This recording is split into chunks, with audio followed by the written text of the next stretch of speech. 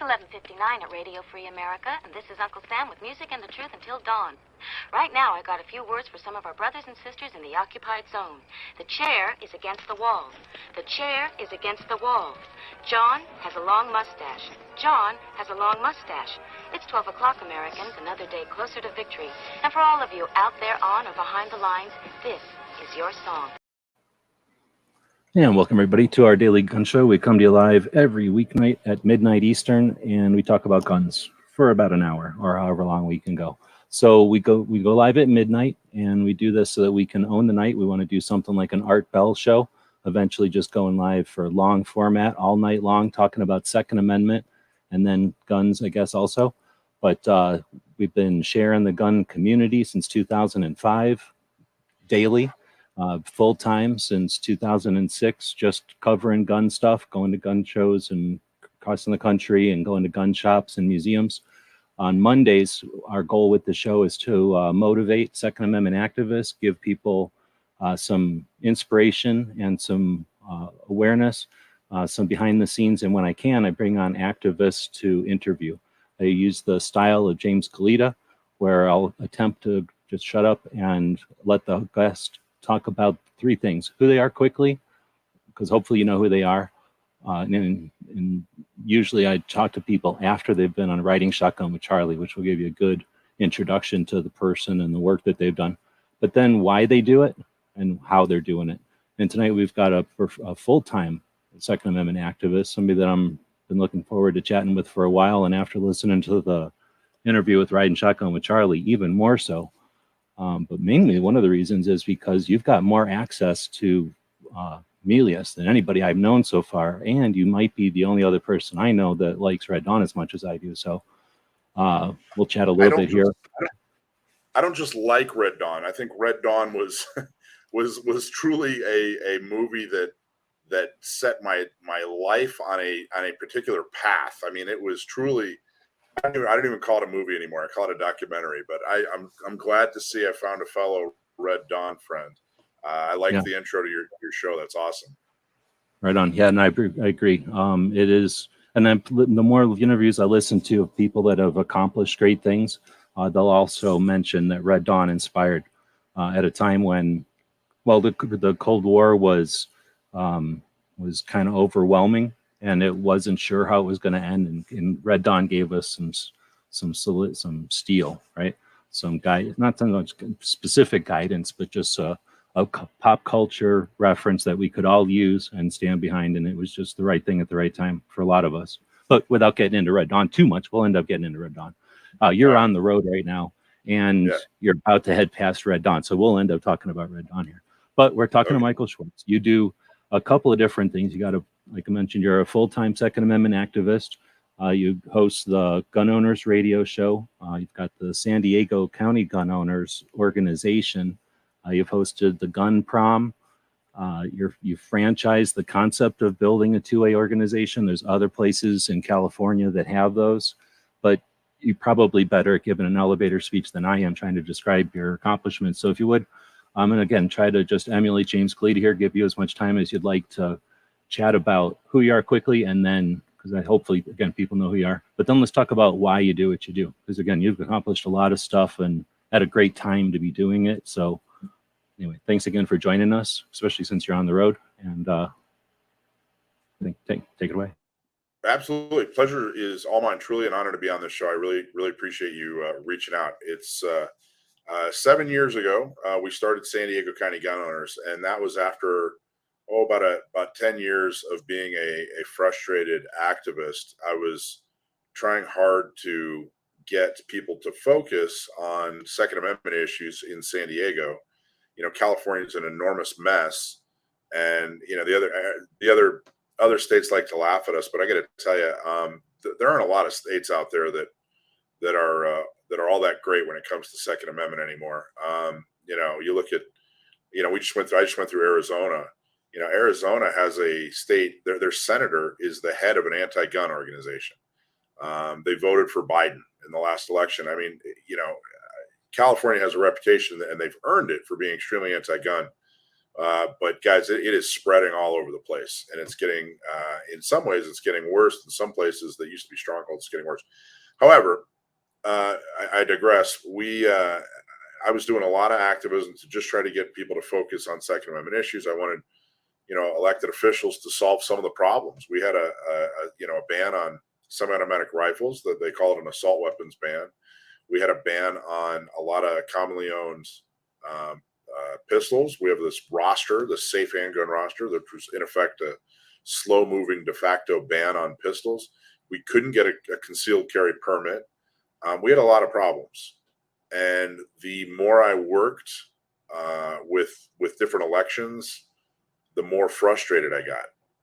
The more I realized that I was just kind of getting placated, and people weren't really paying attention to the Second Amendment. It was almost a novelty. Hey, here's the gun guy. He's going to talk about guns. Aren't guns cool? Okay, go away now so we can go talk about real politics. And I just endlessly frustrated.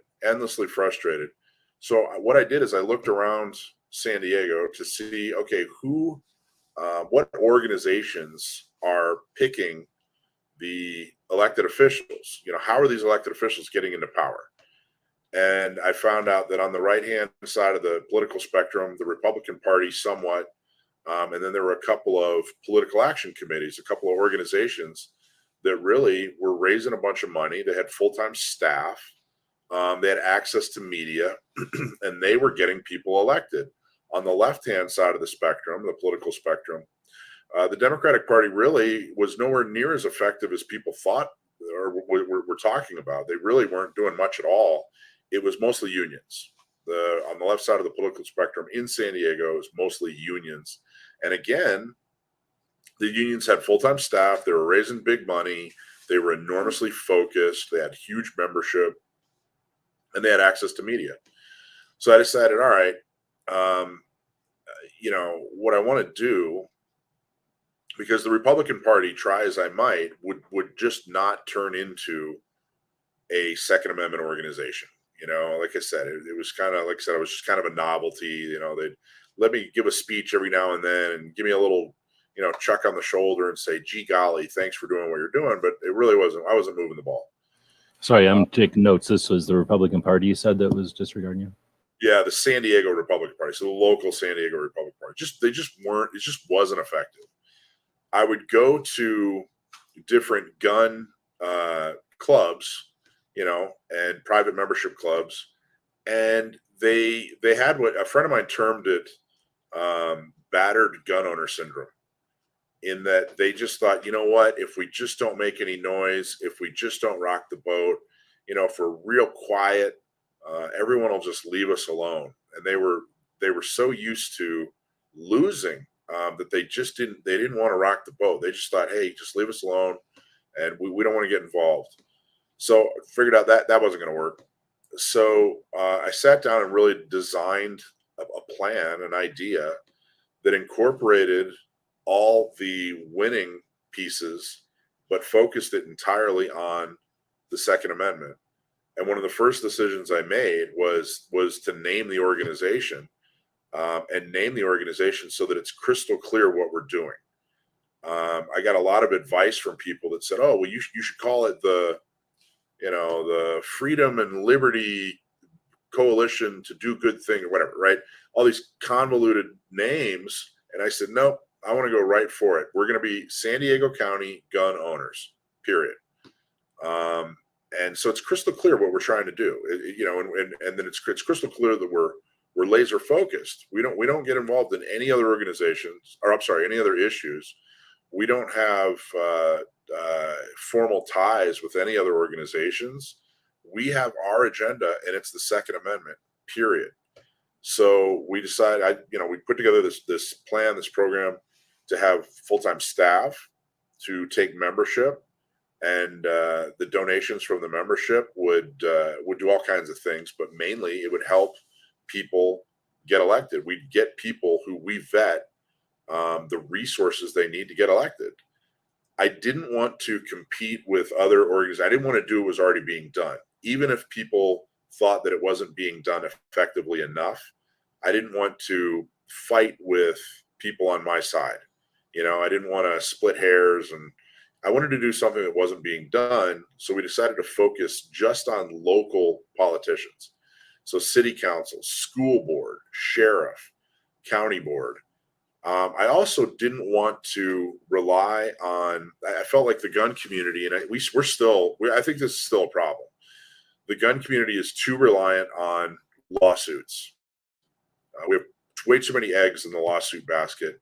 And I think that I think part of it is that we're lazy, that we don't want to go out there and walk neighborhoods and get people elected and do the hard things like raise money. We just, we'll just sue. And then that's that. So I really, that wasn't ever really part of the plan. Lawsuits weren't ever really part of the plan. That changed a little bit, a lot of it later. And I'll talk a little bit more about that. But I got together, so I looked around and tried to figure out, well, what kind of entity do I want this to be? Do I want it to be a private business, like an LLC or a corporation? It can't be a 501c3. That's a charity, and they can't get involved in politics. Should it be a 501c4? I didn't really know. So I just picked a lot of people's brain and came up with a political action committee, a PAC. And the PAC gives the most amount of leeway, especially when it comes to political activity. And we could do everything we wanted. We could endorse candidates. We could give money to candidates. We could spend money on behalf of candidates. We could take donations. We could have full-time employees. We could do everything we wanted. So I opened up a PAC. I got an extremely knowledgeable and very professional CPA whose specialty was campaign finance, and said, hey, I need you to make sure that everything I do is done properly, and to the letter of the law, because there is a lot of very serious laws and very serious consequences when it comes to campaigns. And, San Diego we have 18 cities, we have a county, we have all these school boards. Each one of these cities has a different set of laws when it comes to, how you can spend money in politics. And then there's state and federal laws too. So that kind of thing, that nuts and bolts kind of thing is extremely important. If you raise money, and I've seen so many people and organizations, they storm in and they make this big splash and they don't do the little things right. They don't dot I's, they don't cross T's, and they're gone tomorrow. And I've seen people, there are heavy consequences. There's jail time for breaking campaign law. There are huge financial penalties for breaking campaign law. So I said, hey, I don't want to do anything in the gray area. I want to make sure everything's above board. So got a very qualified CPA to do that. Got together a group of volunteers and said, hey, I need leadership. I need some oversight. I need some credibility. And so boom, you guys are my board. We put together bylaws and we started taking membership. And the first year was touch and go. It was really, really tough. It took a while to gain some traction. I think the first year we signed up 400 members. But that was, that was 400 cups of coffee, for me, sitting down with people saying, hey, I have this idea, please help. I remember it was about a year into it when we got the first person who signed up that I didn't know, who I hadn't personally solicited. I actually called the guy and said, gee, how did you hear about us? And he had a friend who knew a guy and he talked about us, and boom. And I was just so tickled. I couldn't stop smiling all day. I couldn't believe that a stranger had heard of our organization and signed up. And I was so happy and proud. How long after whatever you just actually, I should ask the question, what do you consider dotting the sentence? When did the organization start? And then what kind of time frame are we talking before that first member like that? Was that a week? Was that a month? Good question. Okay. So we started in 2015, towards the end of 2015. We had our first big event was Christmas 2015. We had a big Christmas party. And we had we added some giveaways, and I don't know, we had 200-300 people at this party. It was really amazing. So that first year, so basically 2016, we signed up about 400 people, 400 members. And it took about a year before that person who signed up, who was a stranger, it took about a year. dotting the I's and crossing the T's, you have to, with a political organization, with a PAC, you have to get thorough and accurate information on donors. You have to know certain information on donors, their address, who they work for, their name, that sort of thing. When you spend money, so when money comes in or out of a PAC, it has to, that's where the law hits. You have to have certain paperwork in order to get money out of a political action committee account. Excuse me. You have to have certain information on all your donors. So that's really the serious stuff. When money moves in or out of the account, you have to do it properly. It has to be the right paperwork. It has to be for the right purpose. It has to be for the right. You don't have like drone accounts with some rich person who creates 1,000 drone accounts with whatever the amount of money is so that they can move money to political campaigns under the thresholds or something, right? Exactly right. So if the maximum amount you can give is $500 to a candidate, this prevents you from giving $500 and your business from giving $500 and your some alias giving $500. Exactly right. That's exactly what they're trying to avoid. But the other thing they're really trying to avoid with a lot of these campaign laws is they're really just simply trying to stop organizations from having such a big impact, because they do. PACs have an enormous impact on elections. So the harder they can make it, the better. Is that true? Is that solely based on size, or can it have other tactics or other tools? Well, so that's an excellent question. So there's two answers to that. Money is extremely important in politics. So money, if you can raise a bunch of money, you're going to have a way better chance of winning any election. Because, and it's not this nefarious thing, I've never seen anything in 7 years that was, unethical. Nobody's getting bought off. There aren't, there's nothing like that happens. That's all the movies. If you have more money to get your message in front of people, the more people are going to do what your message says. That's all it is. So if you have $10 and your opponent has $100,000, the ability to get your message in front of people with $100,000 is, extremely important. So voters are generally, they're kind of lazy and they're uninformed, unfortunately. They're living their life. They have kids to raise and a job. So if you can get information in front of them and say, hey, here's why you got to vote for this person, you're going to win. And it takes money to do that. Before our organization, I was a part of campaigns for great candidates.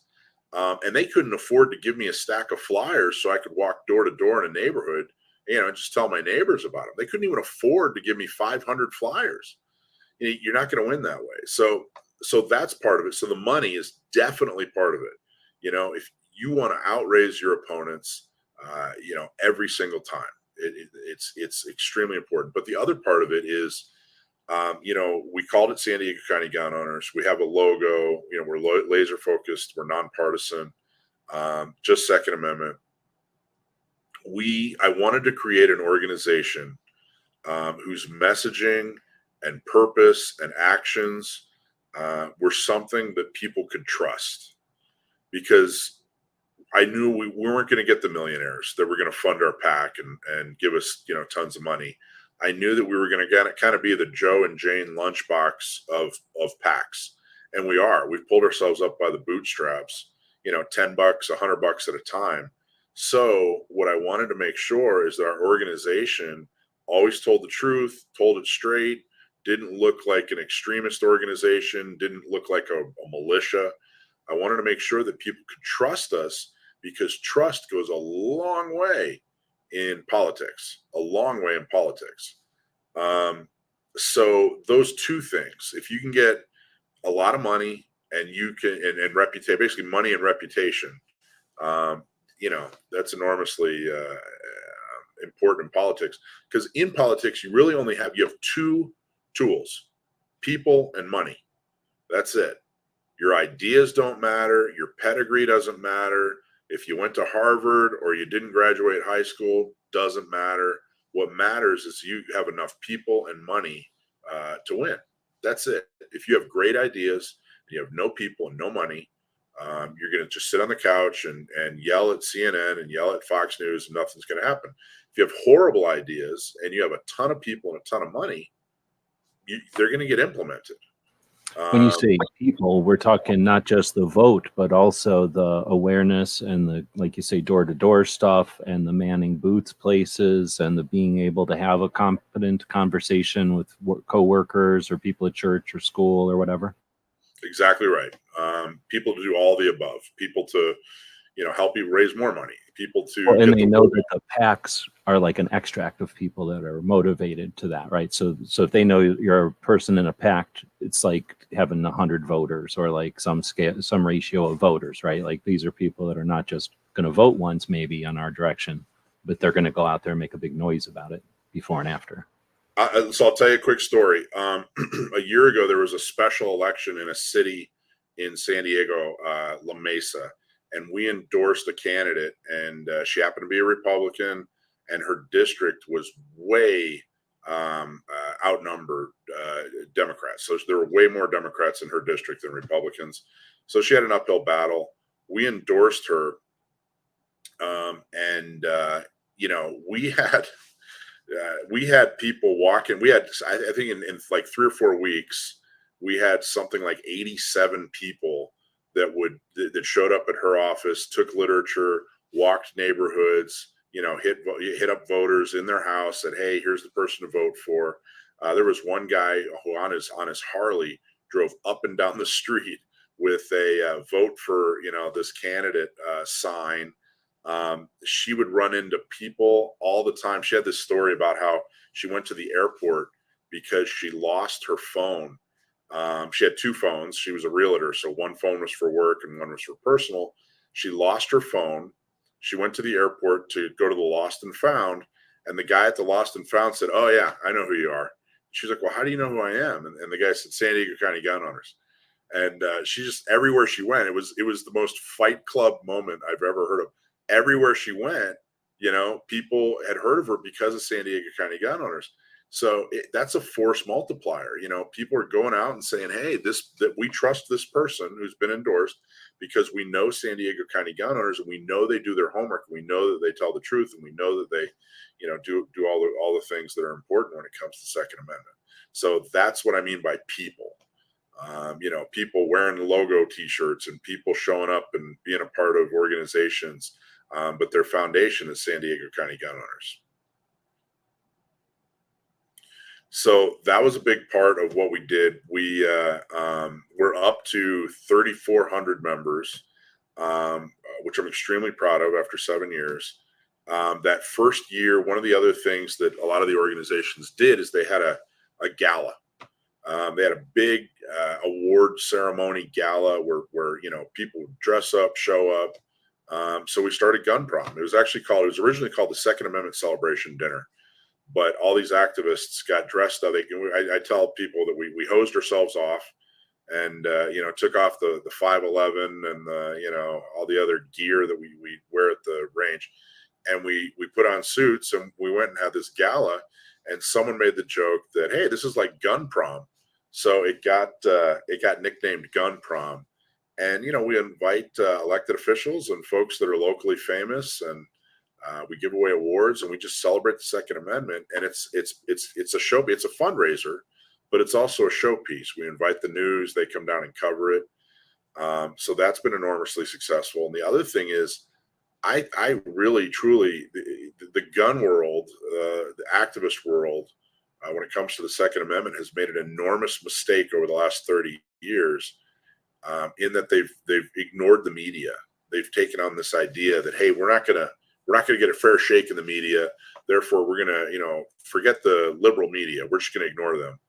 Well, that was a huge tactical error, because the media now just goes and tells their story to 90% of the nation, and we don't get to tell our side.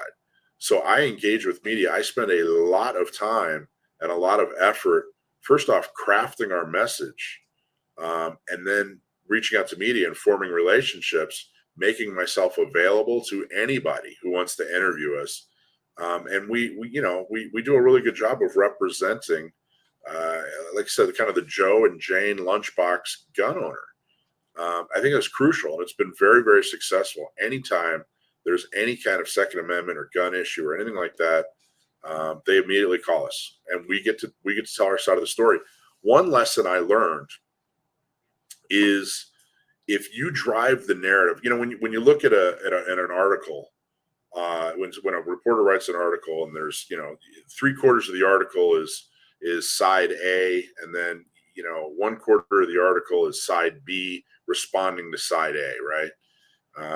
So I wanted to figure out, how do I get to be 3/4 of the article, and that you have to drive the narrative. You have to stick it out there and be what's happening and make the other side respond. So one of the ways we did that a few years ago, we came up with this idea. We had our $10,000 gun show challenge. Every time a gun show would come to town, the other side, the anti-gun side, would talk about how the sky's falling and all this horrible crime is happening, and oh my gosh, why are we having a gun show? And think of the children and all this whole thing. So we decided, okay, well, we're going to have a press conference. And the point of the press conference is to offer $10,000 to anybody or any organization that can show that you can do all these things, buy a machine gun without a background check or whatever, while, same day, at a California gun show. Show us that you can do that, and we'll donate $10,000. But we know that that you're not going to be able to do that. And if you do that, that $10,000 is going to have to go to your legal defense fund. So every news station in town covered it. We got the write-up in the local paper. We got 3/4 of the article, and then the other side got 1/4 of the article, where they looked like buffoons. It's hard to respond to something, especially when you're being reasonable and logical. So that press conference and that driving the narrative thing, that's another thing we learned, is right off the bat, we got a lot of pressure to do marches and protests. And I don't want to do that. I don't want to do marches and protests. We always look bad. Everybody always looks bad. They never work. The last time a march worked was, Alabama in the 60s with Martin Luther King. And that's it. Nothing else has really worked. How about rallies? What's your feeling on rallies? Same thing. Marches, rallies, protests. We all look like extremists. We don't have control of the message. People show up and that are maybe on the fringe, and then that's who the news that's who they target. And we look bad. So instead, I said, when I was talking to a friend, and he said, yeah, let's do this protest, let's do this march. And I said, how many people do you think you could get to show up if we do a march or a rally, like how many people do you think you could get to show up? And he said, I don't know, like 100. And I said, well, that's nothing. That's a failure. I said, what if we get those same 100 people to show up at a press conference? Because only 5-10 people usually show up at a press conference. Let's get 100 people to show up at a press conference. Because now, same thing, same message, same speech, but now you get TV cameras and you got 100 people there. That's a story. So we don't do rallies, protests, marches. We do press conferences and press releases. And that helps us get our name and our message and our voice, into people's living rooms. We're the 6 o'clock news where we've never been before. So I don't do protests, rallies, or marches ever. I just don't. We show up at city council meetings. We do press conferences. We do press releases. We do media interviews. And that's been enormously successful. I think, and this January 6th thing with Trump, I think that's the best example of what I'm talking about. They just absolutely. That's definitely the largest scale, right? People will have different opinions on both sides, because there's, the whole peaceful protest thing or whatever. There's two sides, all of those issues too, and people are willing to accept one version of how that went down, but then they're only willing to accept knowing there's two versions of everything. It's like people are often selective on which one they're going to accept the one version of. But I think you're right. There's very difficult to you might have the best message in the world put out there, but they're going to do whatever they want. There was a classic picture back in the day of a bunch of people that went to a gun buyback, and they went there armed. They went there with sidearms and long arms over their shoulders. And from one angle, it looked like they were at some kind of standoff. And from the other angle, they were sort of doing the, the guns aren't the problem. Ask me why, they're trying to be peaceful but armed, the awareness type of thing. And it was all about the pictures. The two pictures were showing you the two messages taken from the exact same thing, right? So right. I think that's what you're trying to say, right? So it's interesting. Exactly yeah. It's exactly what I'm trying to say. Is it, and the January 6th thing, put aside wherever you are politically on that, just look at it from a PR standpoint.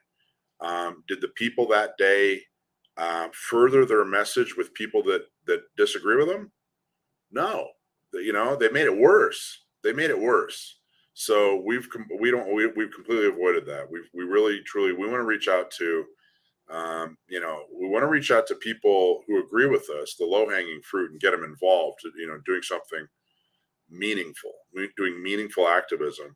We want to reach out to people who are on the fence, who can easily be influenced and educated to agree with us, and we want to reach out to people who are who disagree with us, and we want to be able to figure out what makes them tick, so that we can resonate with them. I don't want to tell them what's important to me about the Second Amendment. I want to know, how can I make the Second Amendment important to them? And one of the ways we figured that out is there's a book written by a guy named Jonathan Haidt, H-A-I-D-T, who is a self-proclaimed left-wing NYU professor, and he wanted to figure out how do people make decisions on politics. How do they come to their conclusions? And he figured out that there were really 6 moral foundations that people base their decisions on. Sanctity was one of them, authority, liberty, caring, fairness. There were 6 of them. And he found out that if you're right of center politically, you typically value all 6 of them pretty equally. And if you're left of center, you really only value caring and fairness. So let me give you an example real quick.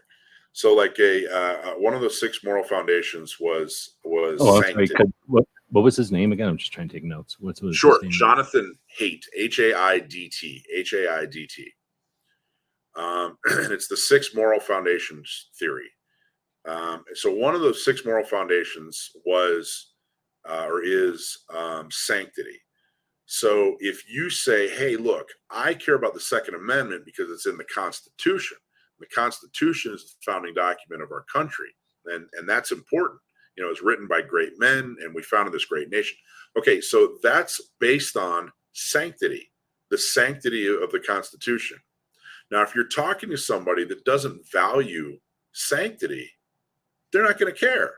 You're not going to convince them. If you're sitting there saying, hey, the Constitution is important to me, but you're talking to somebody who doesn't care about the sanctity, or the importance of the Constitution, you're never going to convince them. So he found out that most people, pretty much across the board, like political opinions that are founded in caring and fairness. So, for example, I support the Second Amendment and people's ability to be armed because I care about single moms who are trying to defend themselves and their kids. It's not fair that people who aren't cops or military, don't get to defend themselves. That's not fair. So all of our messaging is based on caring and fairness. You never see us, scream about, hey, it's the Constitution or, anything like that. I mean, it's not that we don't value the Constitution. We do, but we're trying to reach out to people who don't. We want them. We're trying to educate and influence them. So we make all of our messaging based on caring and fairness.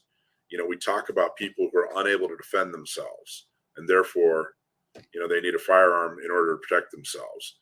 We talk about how unfair it is. For example, one of the cases that we make a lot that really truly resonates is the fact that California has a disproportionate amount of laws regulating firearms, and California and I'm sorry, these laws are disproportionately used against people of color. So, therefore, and as we all know, a lot of these laws are really historically based in racism. Well, pointing out the fact that, hey, all these laws that you support are really what they're doing is they're putting, Black and Hispanic men between 18 and 40 in jail for a long time and destroying communities. That starts to resonate with people. Maybe it doesn't resonate with you, but you're not trying to resonate with you. You already agree, right? You're trying to find people who, the Second Amendment maybe isn't their top priority, or they have a different set of values. They look at things a little bit differently. So we're trying to figure out a message that resonates. Why does the Second Amendment matter to me? Well, that's why it should matter to you, because California they're putting all these laws in place and they're using them disproportionately against people of color. That resonates. That's a caring and fairness argument. We care about people of color. We care about their communities. It's not fair that these laws are put in place and they don't exist anywhere else, and they're turning people into felons, for doing normal activity. So Jonathan Haidt's message, his research rather, and what he found is something we use in our messaging all the time.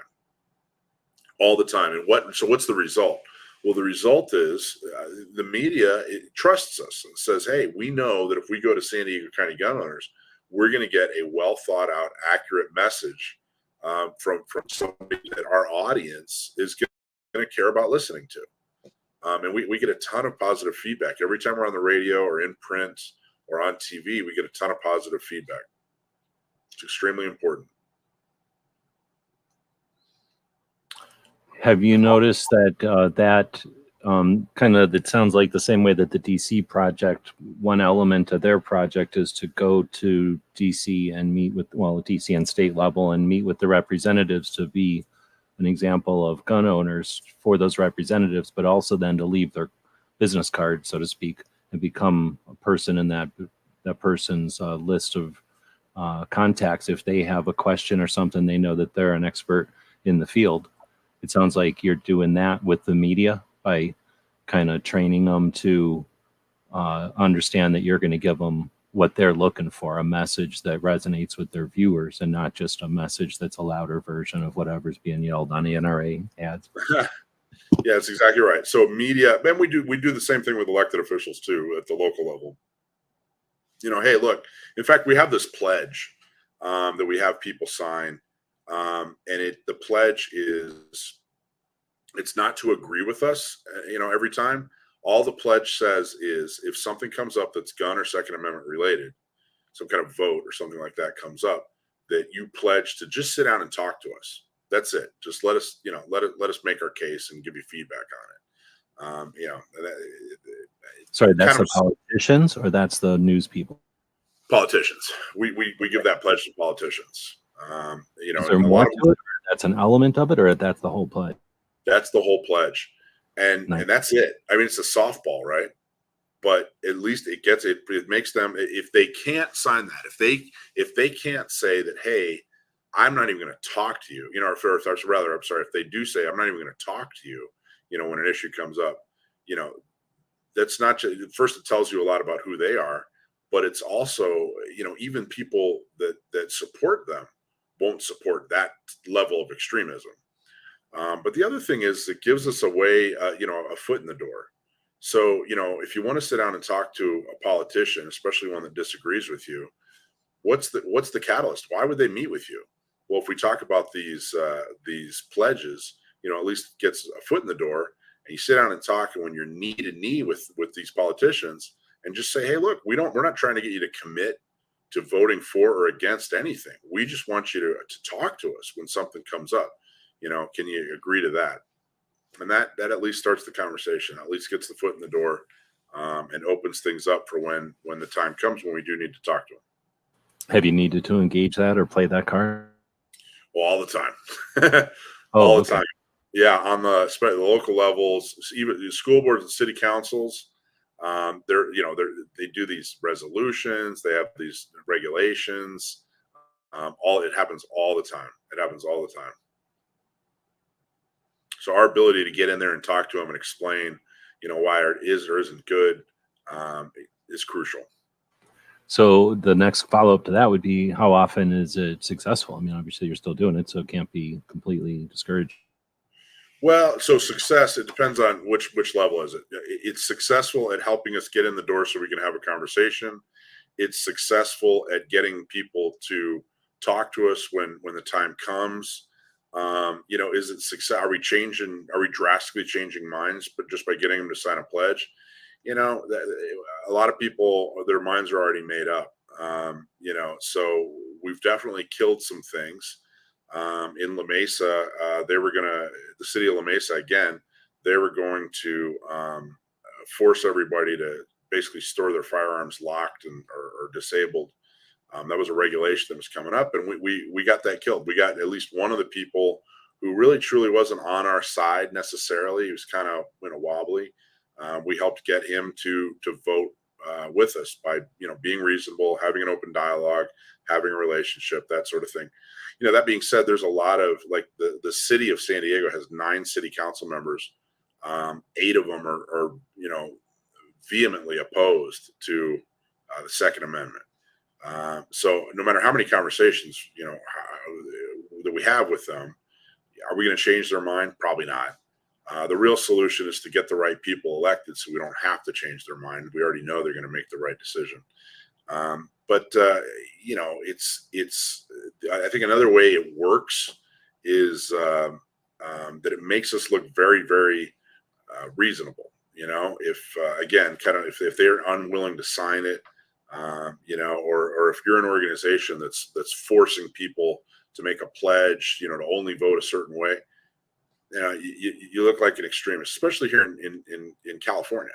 In California, we're behind enemy lines, so we're the minority opinion, and we're trying to influence the majority. You have to do things a certain way in order to be effective. How often does that change? Like, is that something that you can pretty much come up with a recipe that's pretty common sense and it doesn't waver, or is that something that's in flux constantly and that's an element of it is keeping up with the current or whatever? My apologies. I don't. Which part? Maybe explain that a little bit more. I guess as you were finishing there, just talking about the way that you're dealing with the politicians, and I was asking you, how do you measure success, or does that card work? And you said sometimes. So I guess I was saying, nope, I lost it too. So yeah, trying to talk and type everything here. Well, actually, that's okay. I think I understand what you're saying. I can tell you that the more members we got, when we only had 400 members, we were kind of, gee golly gosh, it sure would be nice if we were still aggressive and straight to the point, but we also knew where we stood in politics. With over 3,000 members and with a 6-figure budget, we're actually able to spend money on campaign. Things have definitely, it's a little bit more, we can definitely be a little bit more, have a little more swagger, have a little bit more influence. When people have heard of you, when you have a track record of success, maybe you don't have to be as timid. Maybe that's the right term. We don't have to be as timid anymore, even though we're still outnumbered. People have seen that, hey, you know what? We have a number of times been the difference between winning and losing in elections. And we've definitely been the difference between winning and losing when it comes to these resolutions and regulations and that sort of thing. If you can blow somebody's phone up or convince people not to, that sort of thing. So that's changed a little bit. You get to walk a little taller and your chin's up a little bit more if as you get more and more successful and as you grow. Oh, I guess that's what I was trying to ask. And so, is that staying consistent, or is an element of it that you have to constantly be changing with the current? Because I don't know how fast politicians change. Did you say that there was 9 committee members there? Is that something like yearly it's changing and they're just always anti-gun, but they've always got a different, secondary issue? I'm guessing anti-gun is their first issue. They just also are anti-gun, but some of them are there for schools, some of them are there for traffic, some of them are there for some other reason. Right. You're exactly right. And that was part of the problem was, even the people that agreed with us on Second Amendment, it was always like their fourth or fifth issue. And like they could care because it's also fighting uphill, right? Like they saw no reason to go after it because it wasn't something that was even on anybody's radar, right? Yeah, it was. But it was, there'd just been so much. It was just, there was so much else. There were so many, immigration, taxes, you name the other hot button. We were always like third or fourth. And a big challenge was to push our issue up to number one in people's priority. I've seen cities in the last, so we've been around for 7 years. I've seen cities become more pro Second Amendment, and I've seen a couple of cities become less, or I'd say more hostile towards the Second Amendment. So we've had, some successes, and we've had some, not so successes. But the reality is in San Diego's got 3.5 million people. We're bigger than like 19 states. It's an enormous county. But the reality is more people own a gun, more people carry a gun, more people vote based on guns, more politicians are in office because of guns than ever before in San Diego. So, that part, there's a lot of victory, even though there's, something. There's no such. I like to say that there's two kinds of people out there. There's people who agree with me, and then there's the undecided. So the people that don't agree with me, the anti-gun folks, well, they're just undecided. We're just going to have to keep working on them. So you only lose when you stop playing the game. So some things have gone our way. More, I'd say by and large, more things have gone our way than haven't. But we just keep fighting. And and I think, you're talking to activists, there's no end. There's not a day where it's over. The price of liberty is, ever vigilance, right? Isn't that how it goes? I mean, you have liberty is eternal vigilance. Yep. Yeah. So there's never going to be a time where we can just hang up our hats and say, hey, we're done. Everything's, everything's gravy now. But the importance of like San Diego County gun owners, of course, Orange County gun owners and Inland Empire gun owners is now there's an infrastructure so that we can continue having this message and get the message out there on a consistent basis. Because before there'd be some big crisis and boom, everybody would scramble and they'd try to get a message out and they'd try to organize. And by the time they got organized, it was over. But there's never going to be a time that you don't have to be an activist. I mean, we live in the country of the self-governed.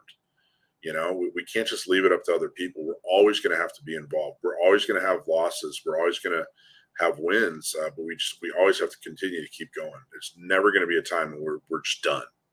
No matter what court case comes out. Heller came out in 2008, and everybody told me that was it. The whole world's happy now.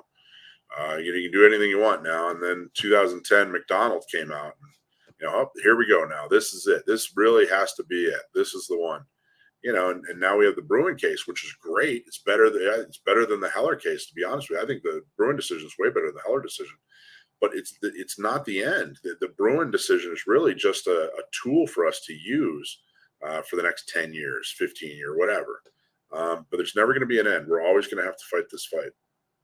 And I try not to interrupt, but I'm going to go and interrupt here. So here's my campaign. Sure. I don't want to start calling it the New York State Rifle and Pistol Association decision because number one, it ain't Bruin's decision. He lost, or she lost. I don't know who Bruin is. And second, Bruin is just their somebody who's got 100 cases with their name on it. So why not make it the New York State Rifle and Pistol Association decision because it's a win, and we get to say New York State Rifle and Pistol Association all the time. It's a cool thing to say. I'm gonna. You have my word that I'm gonna start. I'm adopting that right now. I think that's a great idea. Alan Corwin here in Arizona. The writer. Sure. Yeah, I know the name. Yeah. I'm not sure. We talked a lot. Alan Corwin is the Gun Owners Guides, and he's a publisher, and he's done a bunch of books. Gun Saves Lives and the Billboards was his campaign here in Arizona. So anyway, his thing is taking back the language.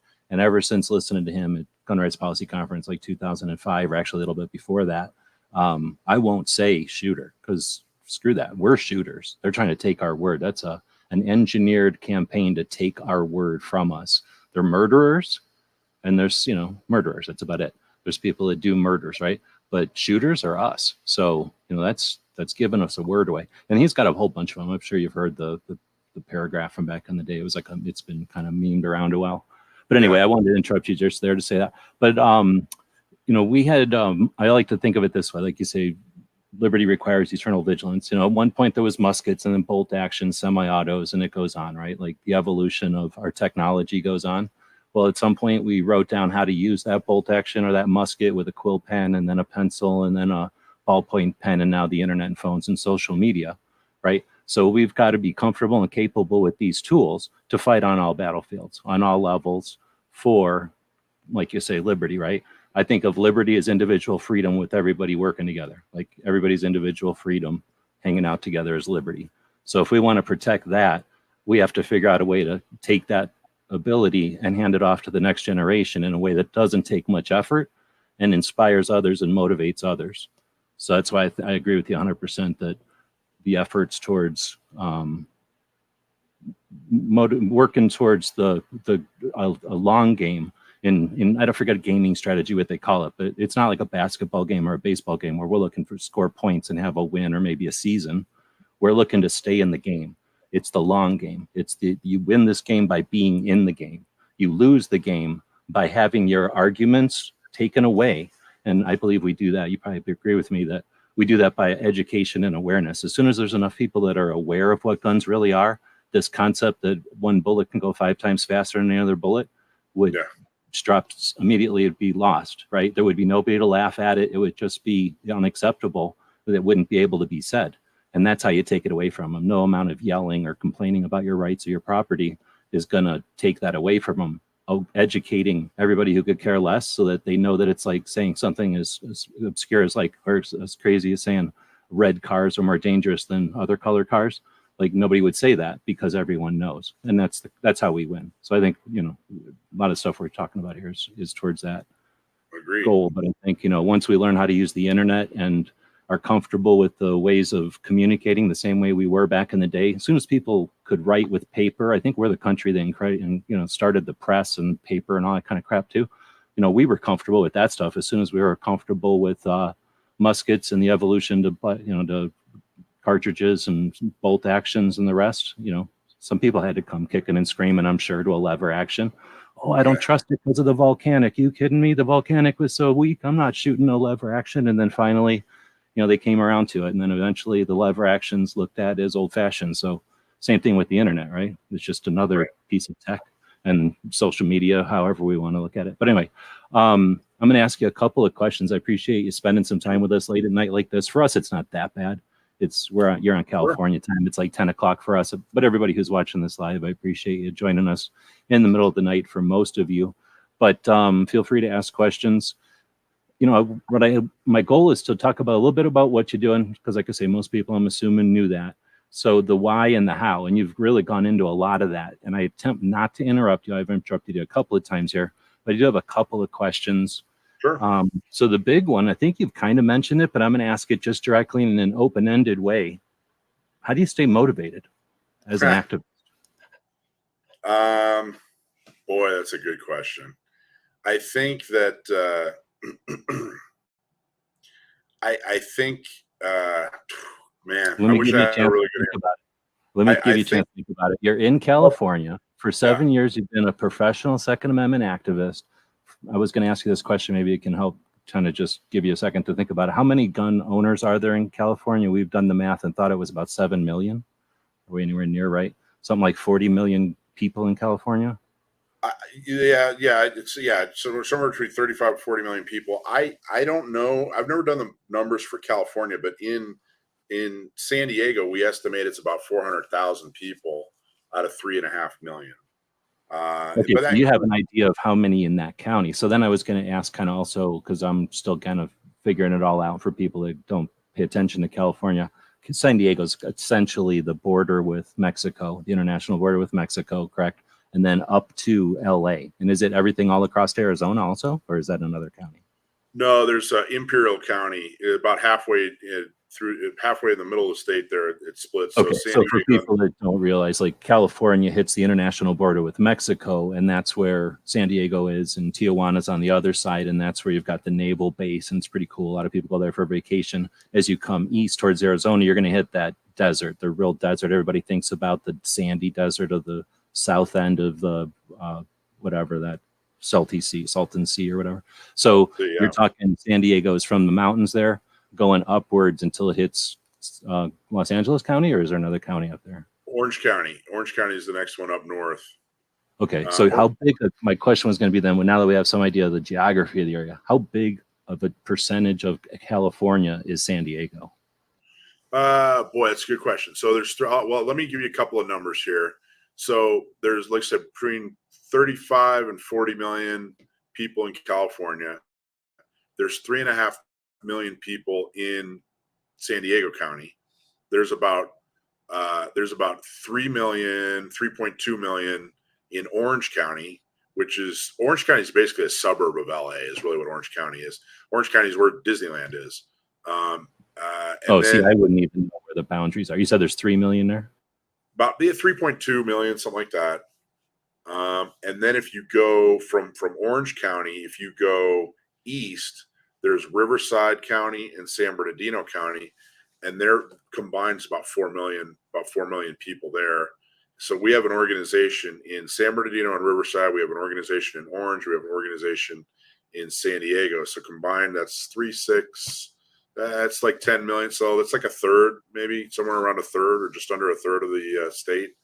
We have organizations and counties that represent about a third of the state. And then next year, we're actually looking at opening up LA County gun owners. Right on. So in other words, that's not a dwindling. That's a growing exponentially type of thing, growing quickly. Yeah. Yep. Awesome. So the influence there, and like you say, 7 years worth of wins. Now you've got the gun prom, which evolved and has taken on kind of its own thing. You've got the radio show. And then I'm sure I'm missing things. I don't know everything you've been doing. But with all that, again, how do you stay motivated? Or how do you stay motivated? So I think that I just had a conversation with a friend who's a part of the organization about this. You have to focus on the positives. You have to focus on you have to define success for yourself. So if you just sit there and think, gee gosh, this didn't go right and that didn't go right, and we didn't win here, and Biden and this and Gavin Newsom and all yeah, you're gonna lose motivation. But if you think about, hey, I just had this conversation with this guy who didn't like guns and now he does, or hey, I just trained somebody, or hey, I just did a fundraiser, or we just did an event.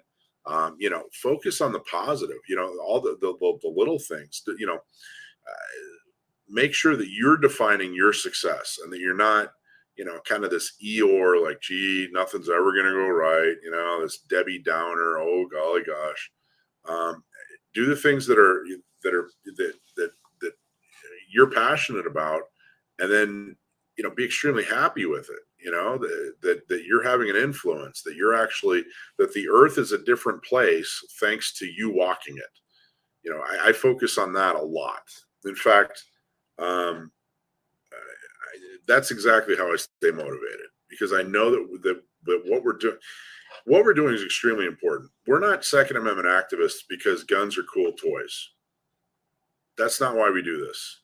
A lot of us are far, far, far deeper into the meaning of the Second Amendment and what it means to our country, what it means to us as individuals. I like to tell people, there's about 5,000 years of human history, written human history. And it's only been in about the last couple hundred years that you could effectively defend yourself. And that's because they invented a portable firearm. And in that last 200 or so years, 200, 300 years, there have been enormous strides in individual rights. We've had an entire country built on the idea that the government is there to defend your rights. that it's the country of the self-governed. We've seen enormous strides in the rights of, minorities, women, you name it. That's not a coincidence. That didn't just happen by accident. The reason that happened is because people were able to defend themselves. That's what's bringing around this extremely and historic focus on individuals and liberty. So this thing, I frankly feel blessed to live in this small sliver of human history where we're able to truly defend ourselves. And that's why we're involved. It's that important to us. So focus on those, that level of importance, and the things that you're doing matter at that level. I don't know how I could do anything else after this. I don't know what job anyone could possibly offer me that would be anywhere near as fulfilling as defending that level of importance, in society.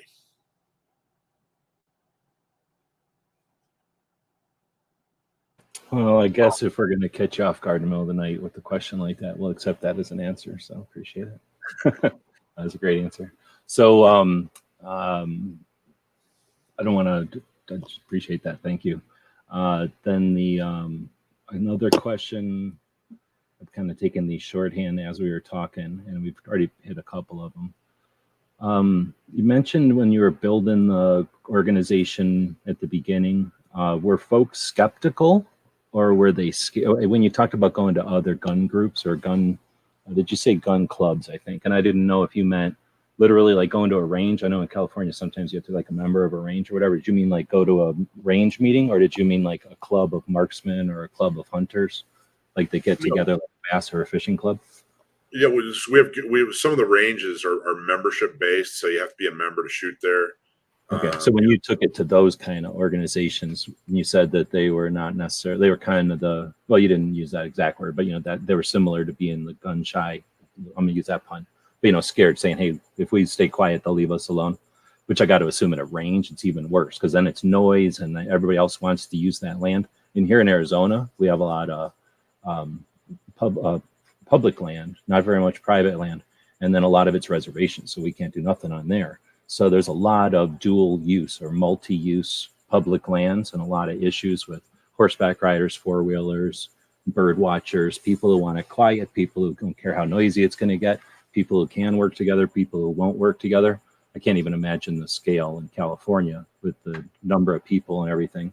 So when you go to one of those kind of groups, the number of influences got to be all over the place. I guess my question was going to be, were they like that? Were they just more like scared, or were they skeptical that an organization coming along couldn't do it? Were they like eager but skeptical of you, or were they just like not going to do it even if some superhero came by? First off, there were a lot of people that were extremely supportive, but I think even a lot of the people that were extremely supportive were also realistic, and were kind of secretly skeptical, like, nah, all right, let's see how this works out. But there are definitely huge groups of people, gun owners who just, that's never going to work. I have a few stories of, there's one guy who's a member. He's a really great guy. I met him at a gun show. I had our booth up, and I was telling him, here's the plan. Here's what we're going to try to do. And he poo-pooed it all day long. That's never going to work. Nothing good is ever going to happen. And, he's got his carry permit. He's an active member. He comes to the meetings. He comes to our events. He wears our logo, So yes, a ton of people were extremely skeptical.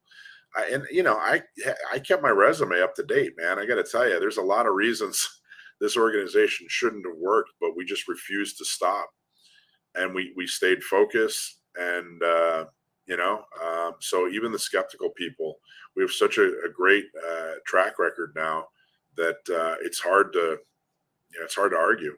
We've really truly proven that what we're doing it works. And it's funny. So we started an organization in Orange County Gun Owners. We started an organization, Inland Empire Gun Owners, up in Riverside, San Bernardino. We're looking at LA, went up to even to the Bay Area, San Francisco. Everywhere we go and we talk about the plan, or everywhere I go and talk about the plan, we get the same feedback, and it brings me back to 7 years ago. You know, when we were starting in San Diego, it's all the same pushback. That's never going to work. Nothing good's ever going to happen. You know, the state's lost. You know, there's too many people that, you know, no one will ever talk about that they're gun owners. Same stuff over and over and over again. But I got to tell you, what we're doing works. It's a heavy lift. It's hard. It's not easy, but it works. It's exactly what should happen and how it should happen in the world of politics.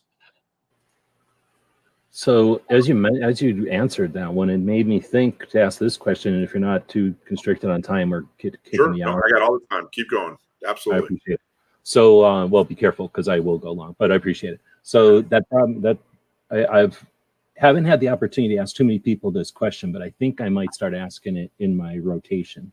But you're in California, and from what you just described, it sounds like you've probably had more contact with and probably more frustration from and with.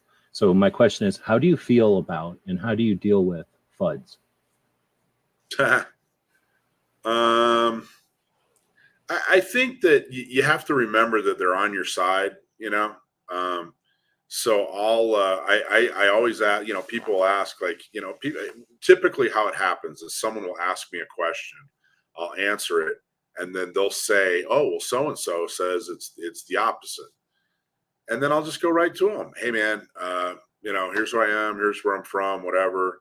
I just want to let you know, I just talked to so-and-so and they said this, and I wanted to clarify and show you, you know, this, that, and the other thing. It means that you got to remember that they're friends. And if somebody is telling you bad information, you know, it's spreading. So go right to the source, show them, you know, in a polite way, you know, we're friends. We're on the same side. No need to be rude, and just, you know, hey, here's what's going on, man. But then you got to remember too, you can't spend a career if this guy's not going to believe you, or he's not going to, whatever. He's never going to, you know, come around exactly your way of thinking. You got to be able to walk away. You know, all right, well, thanks. You know, but that's another advantage. You know, we have Gun Owners Radio, we have our blogs on our website, we have a lot of channels that we've set up. So if we do need to get a message out, we're able to do it. So I'd say to handle FUDs, do two things. One is go right directly to them, be super polite, put your arm around them and say, hey, you know, let me show you why what you're saying isn't accurate. And then two, you got to just be more effective at communication than they are, and make sure that you set up, you know, the ability to communicate with people so that your message gets out in front of their message. Oh, okay. So I'm trying to take notes, but that actually took me in a different direction. So in other words, don't try to necessarily have some kind of word battle with them if they're not interested, and you try to explain it as best you can and they're not budging. Just to put a clear message out with your position to challenge, or just to be another example for people who might be listening. And that's awesome. Yeah. So then you're not really confronting them as much as offering. Well, and the thing is, there's hardly too many FUDs that are out there effectively getting a message out on too many platforms. But right. Yeah, I appreciate that, because like I said, I mean, California's got a whole different situation going on there. You've got a whole history of stuff, and just so many more people than most of us have to deal with. You know, it's just everything's different situations there. So I appreciate that answer too. So is it difficult to balance? So I forget when I put this one down here, but probably when you were describing putting together the organization, or when you're talking about working with media at some point, is it difficult to balance the messaging to media versus recruitment to new members? And in this, like we kind of just mentioned here, the multiple messages that probably got to go out depending on which 2A or which gun person you might be trying to reach. But is it difficult to do both, to send messages out with a message, you know, with a reason and with an intent to the media versus out to our own, like, you know, internal messaging? No, there's no difference between messaging. You know, whether it's new members or prospects or media or politicians, the message is consistent. You know, but what we do is we base it on, you know, the foundation that will resonate with the most amount of people. So, you know, that's why the idea that caring and fairness thing, you know, that those two things resonate with almost everybody. that's why we picked to talk about that. But I definitely spend a lot of time crafting a message. You know, if a reporter wants to do an interview, you know, I really, you know, a 2-minute interview with a reporter on the news, you know, if somebody turns on the 6 o'clock news and they see a 2-minute report and I have, you know, 25 seconds of a quote, that took me an hour to prepare for. You know, how am I going to explain this to them? What am I going to say? What messages must air? You know, and I prepare before that because it's that important. And then we use those media clips to talk to prospects and to talk to members and show them, you know, hey, here's what we're talking about. Here's what we think about, you know, XYZ, or here's what we think about, you know, whatever the issue of the day is. So we don't. So I guess you won't see like a you know, some big strong whatever, you know, hoorah message to the members, and then some gee golly gosh, you know, member or message to the public. It's not the way we operate at all. I try to. I think we do a very good job of staying very, very consistent. Right on, because I was thinking it was more of like a juggling, not so much because of different. I was just thinking it was more of a having a different conversation more than a different message. So that makes a lot of sense. If you're only putting out one message, I guess, and then that message is also recruitment because you're putting that message out in such a way that somebody be proud and want to support. So it's just kind of obvious to jump on board and support the organization that's got this message that you appreciate. Yeah, I mean, I was nervous too. I still sometimes when we get into the media and we do this, you know, this fairness and caring, you know, messaging, you know, it's sincere and it's real. But I remember being very weary, or very worried, I should say, about, you know, will other people get this? You know, is this, if they see the Second Amendment argument in case put in a different way, will they accept that or not? And tons of people, we really do get a lot of positive feedback for the way we talk about issues and the way we talk about the Second Amendment. So, you know, I got to tell you, I think gun owners, one of the things I really love about working with San Diego County gun owners and all the other organizations, gun owners are pillars of society, very thoughtful, you know, very meaningful, you know, self-reliant, tend to be great people. So they get it. You know, it's pretty easy to be able to, they're sophisticated enough to understand exactly what's going on when we put out a message. So it's been really great. The next question would be, when we were talking about, well, I was asking about rallies, but I think you were talking about the marches and stuff like that more.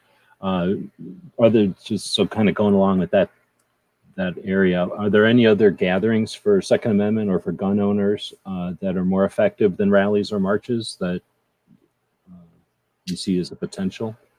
We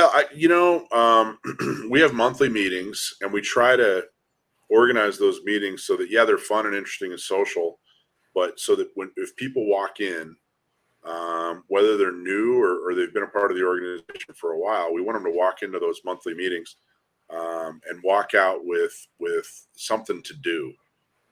So if they come to that meeting and they think to themselves, hey, I want to be effective and I want to actually do something, we get that message across to them at these monthly meetings.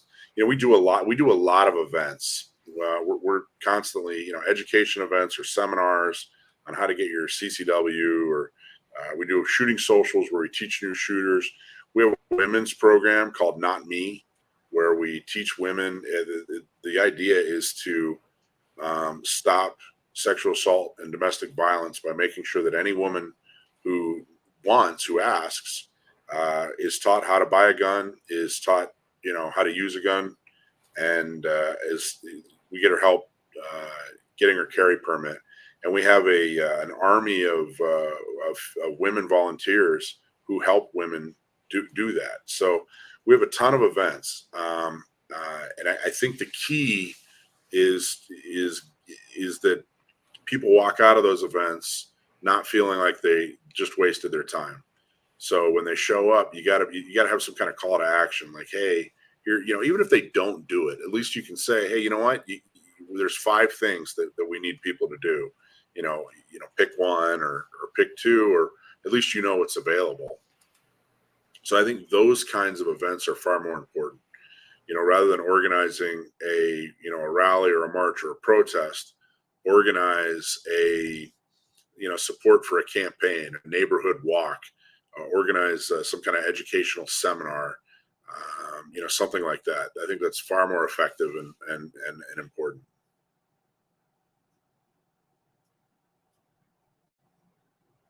Right on. I appreciate that also, because I don't know if you'd ever been asked that before, but it's super well thought out as far as, not just being, so often we're contrary, like, oh, I don't like this. Well, why? Well, I don't know. I don't like it.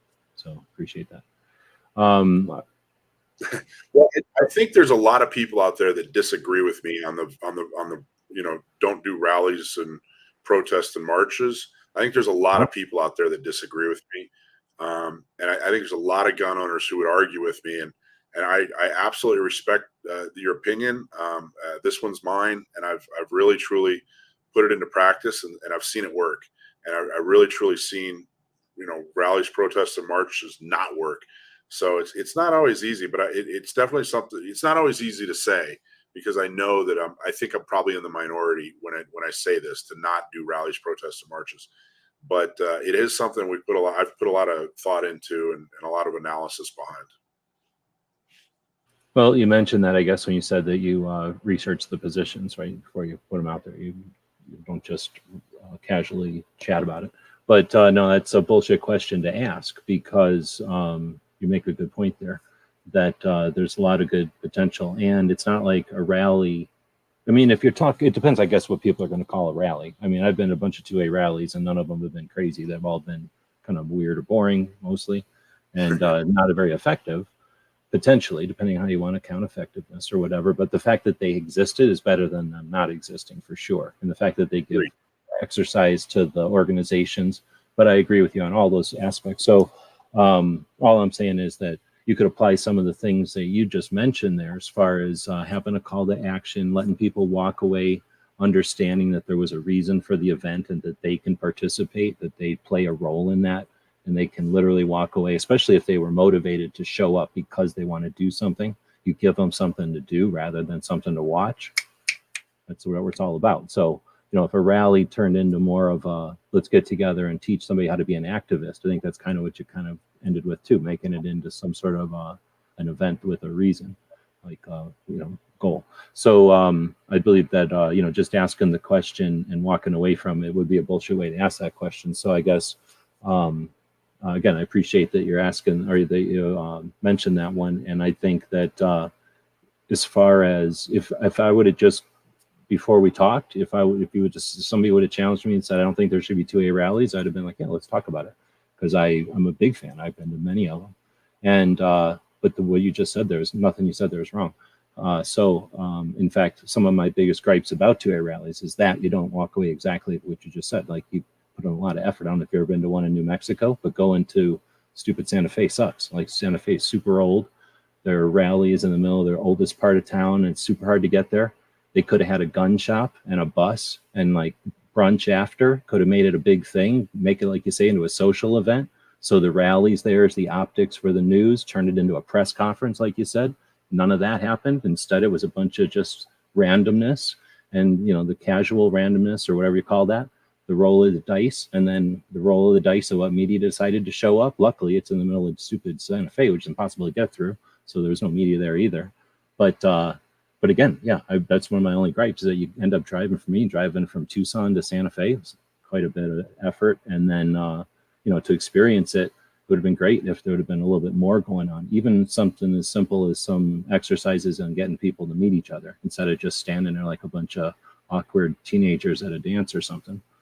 But anyway, so I appreciate that. And like I say, I'm open-minded enough to think that I agree with you, that I could definitely fight either way on should there be rallies, because there's potential for rallies to be really bad. I've always known that, but I also like the idea of setting precedents, and every single decent rally is showing that rallies don't have some natural tendency to go bad. That's just everybody's worst fear, right? That, oh, it's going to go bad, and then we'll have bad optics, although it's never happened, even the craziest one. But anyway, I agree with you. There could be a lot more going on, and that should be a challenge. The only people I can think of that would take up that challenge, because everybody else is kind of satisfied just to do them, because unfortunately they don't happen with enough frequency and with organizations with enough like real interest, I guess I'd call it, like, you know, full-time interest in it, that they don't deal, you know, they're just happy to put it on, and if it goes through, they're okay with it.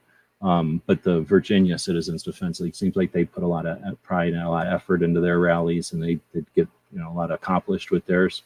And again, it just seems like a kind of organization that would put a bunch of effort into those kind of aspects or features, I guess, if they were brought up.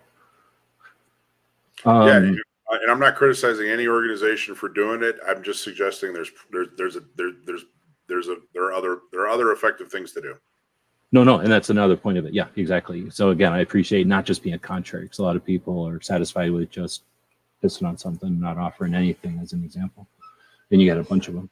So the next question is, are there already any strategies for when politicians are better in California, or is that kind of long-term stuff just fantasy at this point? Or is it kind of, again, knowing this is long game, is there stuff you could set? Because I'm sure people think about, I don't know if it actually happens, that the antis are setting up these complicated traps for us where, you know, this, and this, and then they got us. And sometimes it's, I'm sure, just consequence or happenstance. But either way, have we long-term strategies? Do we look at things like, well, if we nibble here and here and here, then we're setting ourselves up for that? Or when the politicians are our way, we'll have this in place? Well, there's some very obvious things that we want to get rid of, like the assault weapons ban, the roster, you know, that sort of thing.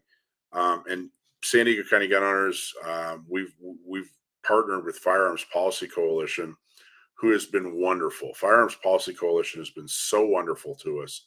I'm such a fan of what their work and what they've done, and the way they've treated us is just been wonderful. We've partnered with them to do some lawsuits. We're plaintiffs in some lawsuits, which we're very, very happy about. But really, there's so much culture to change, and the way we're changing the culture is, number one, with carry permits. You know, there were about 1,100 carry permits in San Diego County when we started, and now there's over 6,000, which is still not enough. And they're increasing by. Oh, sorry to interrupt. What was the numbers again? Started 7 years ago, there was about 1,100, and now there's over 6,000, 62, 6,300, something like that. Right on. And it's increasing by about 200 a month, give or take. So that's great. But what that's doing, and of course we're introducing gun ownership to people, and you know, we're getting people elected, you know, based on their views on the Second Amendment. What those three things are doing: getting permits, turning people into gun owners, getting people elected based on their Second Amendment views. That's actually changing the culture. So the gun laws have been so bad in California that, you know, San Diego, there's an entire generation, maybe even a generation and a half of people who have no experience with firearms at all, let alone carrying one for defense. So that's kind of the short, medium, and long-term plan is to help change that culture. I think along the way, you know, there's not like a point like, well, how many people have to be gun owners in California before, you know, everything's solved. Along the way, the more and more people, the more and more we change the culture, the better and better things get, just as a result of that. I mean, you know, there's some things that we definitely attack directly, whether it's in the courtroom or through politicians or just putting political pressure on politicians, that sort of thing. But that culture is really what we're focused on changing. I've met people, you know, we were going, especially at the beginning, I'd go around and say, hey, you know, if you're a voter, you need to worry about the Second Amendment. Here's our voter guide and whatever. And I'm talking to voters who have never touched a gun before, and they're 40, 50 years old. So I realized that, hey, we have to get them to a point where they actually have experience with what I'm talking about before we can get them to care about what I'm talking about. So I can't really say that, hey, at this point, in the future, we're going to change this specifically.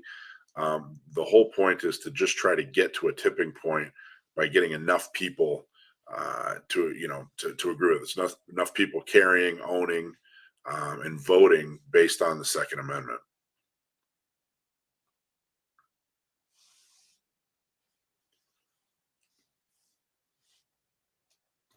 So I stepped away to get a drink here. So along those lines, is there some kind of projected, or is there any way to know? Because I know population changes, but is there some tipping point where we have enough votes, or like you have enough gun owners on board to be influential to enough that politicians are listening to you like they used to listen to the NRA on the national scale? I don't know. It's tough to say, and I work on such a micro level.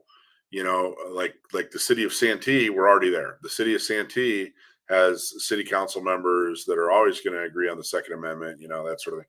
The city of Del Mar, we're nowhere near that. The city of Del Mar they're all anti-gun owners. So I guess I haven't really I haven't really quantified that or come up with a timeline for that. I think we're probably too early in the process. We're still swinging and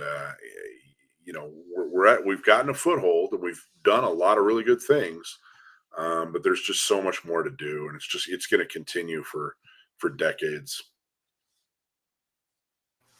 So I guess I appreciate that answer again, because I'm just throwing these out there as we are chatting here, and I didn't prepare anything. I've just been kind of reacting to some of your answers and then what people are asking out there. When you mentioned when you said partner with FPC, Firearms Policy Coalition, they're California based, or are they someplace else now? I'm not sure. I know they started in California, but they've definitely gone national and even talked about going international. And I'm not totally sure their whole origin story and stuff, but at this point, I think, to summarize them, I'd say they're a bunch of lawyers that look at things through the lawyer microscope or whatever, and then address things. If the hammer and the nail analogy, they're lawyers and they're looking for lawsuits for the most part. But they're also kind of masters of the social and change in awareness. And I don't know what to call, if you look at I'm trying to use a bunch of visuals here, but if you put all gun owners on a whiteboard and start putting circles around, hunters and FUDs and this and that, like FPC seems to do a really good job of crossing realms or getting the message out to lots of different types of gun owners compared to some of the other organizations, which are a little bit more focused or a little more, laser focused, I think. At least they might be laser focused, but FPC has a lot of branches. Anyway, so I guess what I'm asking is, FPC being an interesting organization, why is it that you worked with them? Is that a scale thing, or is it because of the nonprofit thing where you can't do lobbying because of and I don't know how it all works, but I know that some nonprofits can only do certain realms. So I guess that was the question. When you partnered with them, what was sort of the origin story or the results?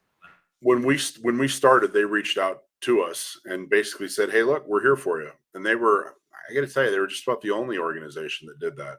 In fact, some of the other organizations were downright adversarial, which I just disregarded. I don't care. We just have to prove ourselves, and we did. But they just continued on with the conversation and, hey, how can we help? And we'd say, hey, how can we help? We're both playing our position on the field. Like you said, Firearms Policy Coalition, basically they come up with a lawsuit, they find the funding, they find the attorney, and they find the plaintiff, and they put them all together. That's different from what we do. And we both agree, I don't want to do what they do, and they don't want to do what we do. So let's just support our each other, and wherever there are overlapping circles, even better. So they came to us and said, hey, we really want to go after this assault weapons ban, and will you be a plaintiff, and can you find more plaintiffs? And they used our attorney and their attorney together, and it's gone really, really well. So we get along really, really well because there's no competition. There's no, we put our pride aside, and we just both are focused on doing what we're both good at. So there's no conflict. It's total. It's actually really great. We had at our dinner this year, we actually had a section of our dinner where we thanked them and had Adam Kraut come up and talk about Firearms Policy Coalition, and it's been great. It's been really, really wonderful. So we never wanted to, I really was almost avoiding lawsuits because I really truly just felt like it was making activists lazy to just rely on lawsuits. And I still say that, if knowing about a lawsuit is not activism, learning, reading every memo and everything that, that comes along about a lawsuit, that's not activism. Lawsuits in general, I mean, if you're an activist, unless you're the plaintiff or the attorney or the donor, funding the lawsuit, that's not activism. There's no room for activism. So, write them a check, every year. The slowest observation ever. It's like the slowest sport ever. Yeah, exactly. But write them a check, and then, go do real effective activism. But reading about a lawsuit's not effective activism. It's not activism at all. So anyway, we do really, really well together. We're happy with everything they've done for us. And I really just cannot say enough good about Firearms Policy Coalition and what they've done for us. Right on. So again, I appreciate the time. Since you said I could take some time, I'm going to ask you, I've got 3 questions. I'm going to ask you. There's still 2A. Then we're going to talk Red Dawn. So we'll talk Red Dawn as long as we want to talk Red Dawn. I got one more question, or at least not a question so much as an opportunity to bring something else up that I dig, because another reason I wanted to chat with you, when you were chatting with Riding Shotgun with Charlie, I think he said something like, bring something up or mention something. And out of nowhere, you could have picked anything else in the world, and you brought up OG Pumpkin and Thrash and Raid. Yeah. So let's, since we're chatting and since we're both fans, want to take a second and let's just acknowledge both what they got going on? Sure. Well, so he asked me who my favorite interview was on Gun Owners Radio. Okay. And those guys by far. Okay, so Gun Owners Radio, it's a 2-hour radio show, gunownersradio.com. Absolutely love it. I never thought I'd be on a radio show, but man, it's the best thing in the whole world. But it's super focused, right? I mean, it's about guns. So there's only so many times you can talk about, the difference between a 9mm and 45, or, which is better, an AK or an AR. So I really like to talk about people and, hey, what makes this person tick and why are they even interested in this? And those 2 guys had the most interesting story. One of them was, kind of a slacker, and more than a slacker. He was an alcoholic and a druggie in high school, and he was failing miserably at life, frankly. And a Marine recruiter put his arm around him and said, look, come here after school and we're going to turn your life around. And he did. This guy ended up going and he was MARSOC, and it was just an outstanding story. The other guy, he was a violent gang member in the Anaheim area in Southern California, and decided to turn his life around and went into the Army and became a Ranger. Anyway, what I liked about, I don't know how much we even talked about guns, to be honest with you. I don't remember talking about guns with these guys at all. They're both instructors. They're both outstanding guys. They're big Second Amendment guys. But their story was just amazing. I couldn't believe that existed. I felt so sheltered in my life to find out that these guys did such their life was that torn before the age of 18, and they turned it around, and they did it in the military. And I just thought that was amazing. So I don't know how much it had to do with the Second Amendment, but it just touched my heart. Right on. Yeah, I think it has a lot to do with the second, mainly, well, I mean, because I'm a military course, but they, everything you just said there is a great summary.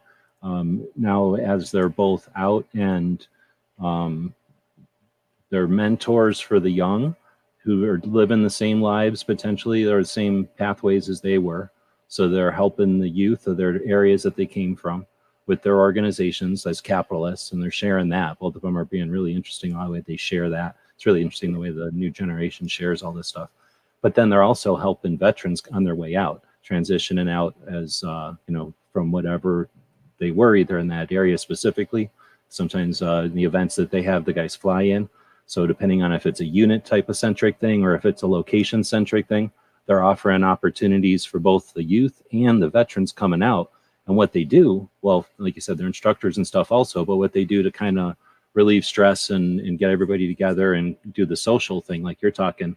And what I really think is cool is this evolution of, okay, so they started out just going out shooting, all right? And then it turned into taking an old vehicle because they had enough money laying around to take an old vehicle and shoot in and out of the vehicle.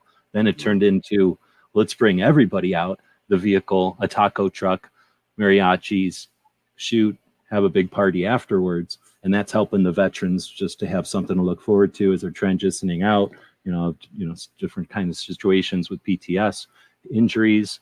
It's freaking awesome. So 2A is involved. It's celebrating 2A, and it's also therapeutic version of 2A, which is one of the things that's way underplayed, way underemphasized, and underappreciated in our community. So yeah, I think OG Pumpkin and Thrash and Raids projects are freaking awesome. So I appreciate again, you could have talked about anybody there, and the easy bet would have talked about, anybody in the community, fill in the blank, somebody in the community, everybody would have been happy. But again, thanks for bringing in somebody. I guess you're bringing in the Southern California part of it, but again, so what? Okay, so then my 3 questions, then we talk about Red Dawn. I was going to ask you about using these are, I guess I'm just going to go through. I was going to ask you about using media as a tool, because that's one of the things you talked about on Charlie's show, but you already mentioned it.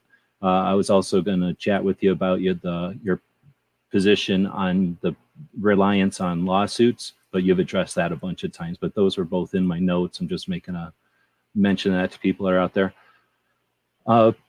Maybe it's more than, it's 3 questions. So the first one is, what resources does a Second Amendment activist need in 2022? What resources / skills does a Second Amendment activist need in 2022? As far as the skills, I would turn that around. And I've gotten fairly good at figuring out what skills a person has and then exploiting that for the purpose of the Second Amendment. So I guess what I'm saying by that is, do what you're good at, but do it in a way that advances the Second Amendment. So if you're somebody that's good at talking to people, then great, talk to people and figure out some kind of way that you can represent our message and get our message out. But if you're somebody who's not good at talking to people, okay, we'll figure out a way that that you can help in a way that you're not talking to people. Maybe you're good at maybe you're extremely organized and good at spreadsheets. Well, there's a lot of logistics that go into different events and efforts to get people to vote the right way and that sort of thing. So I don't think people need to go change themselves or have to go but figure out what you're good at and then figure out how you can use that towards towards advancing the Second Amendment. The most important thing though is just get involved. Find a group and get involved. Let them know, hey, I'm here and I need to do something. You have 2-3 months to get me involved in doing something. I can give you 3 hours a week or whatever, and let them know and get involved, and they'll find a way to get you involved. So a lot of times you don't have to go too far outside of your comfort zone to do things. But if you look at the first interview I ever did 7 years ago with local media, it was horrible. It was horrible. So learning how to talk to people, learning how to deliver a message, I think is always it's always a good idea. But if you can't do that and you're not interested in doing that, it doesn't mean there's not a place for you. But I do think that it's extremely important. We have a lot of people in the Second Amendment movement who are engineers. There's a lot of engineers. We don't have enough people who are sales folks, and I think we need a lot more sales people or people that bring sales skills, marketing skills, that sort of thing to the Second Amendment fight. I think that's extremely crucial, because sales is everything. When you're trying to sell a message, or you're trying to sell a membership, or you're trying to sell a concept, or sell a candidate, that sort of thing. So, either getting better at sales in general and talking to people and influencing them and convincing them to do something, or just finding people that are good at sales and getting them to direct their talents towards the Second Amendment is probably a really good idea. As far as resources, I think we're over-resourced. We have everything. People, they read bills and lawsuits and decisions, and they research this and research that, and they read this book and this conceptually, and blah blah blah blah blah. I think we're over-resourced. If anything, I think you should probably cut back on how much people, you in general, I don't mean you specifically, but people in general, activists in general, should probably cut back about 10% on how much they look at resources. I think we way too much of our heads are full of information. We probably need to, click out of the information, and close the book and close the magazine, and roll up our sleeves a little bit more. So I think there's plenty of resources out there. Every bit of human knowledge is at our fingertips.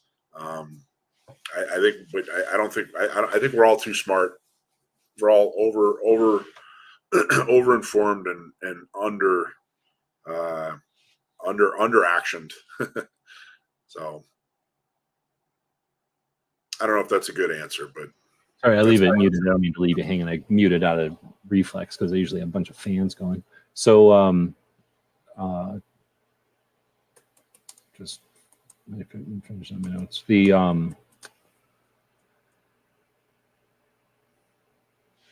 I think it's sort of, or it sounds like you're talking about the same sort of issue we have with trying to buy experience or trying to buy skill with scopes and grip angles and red dots, right?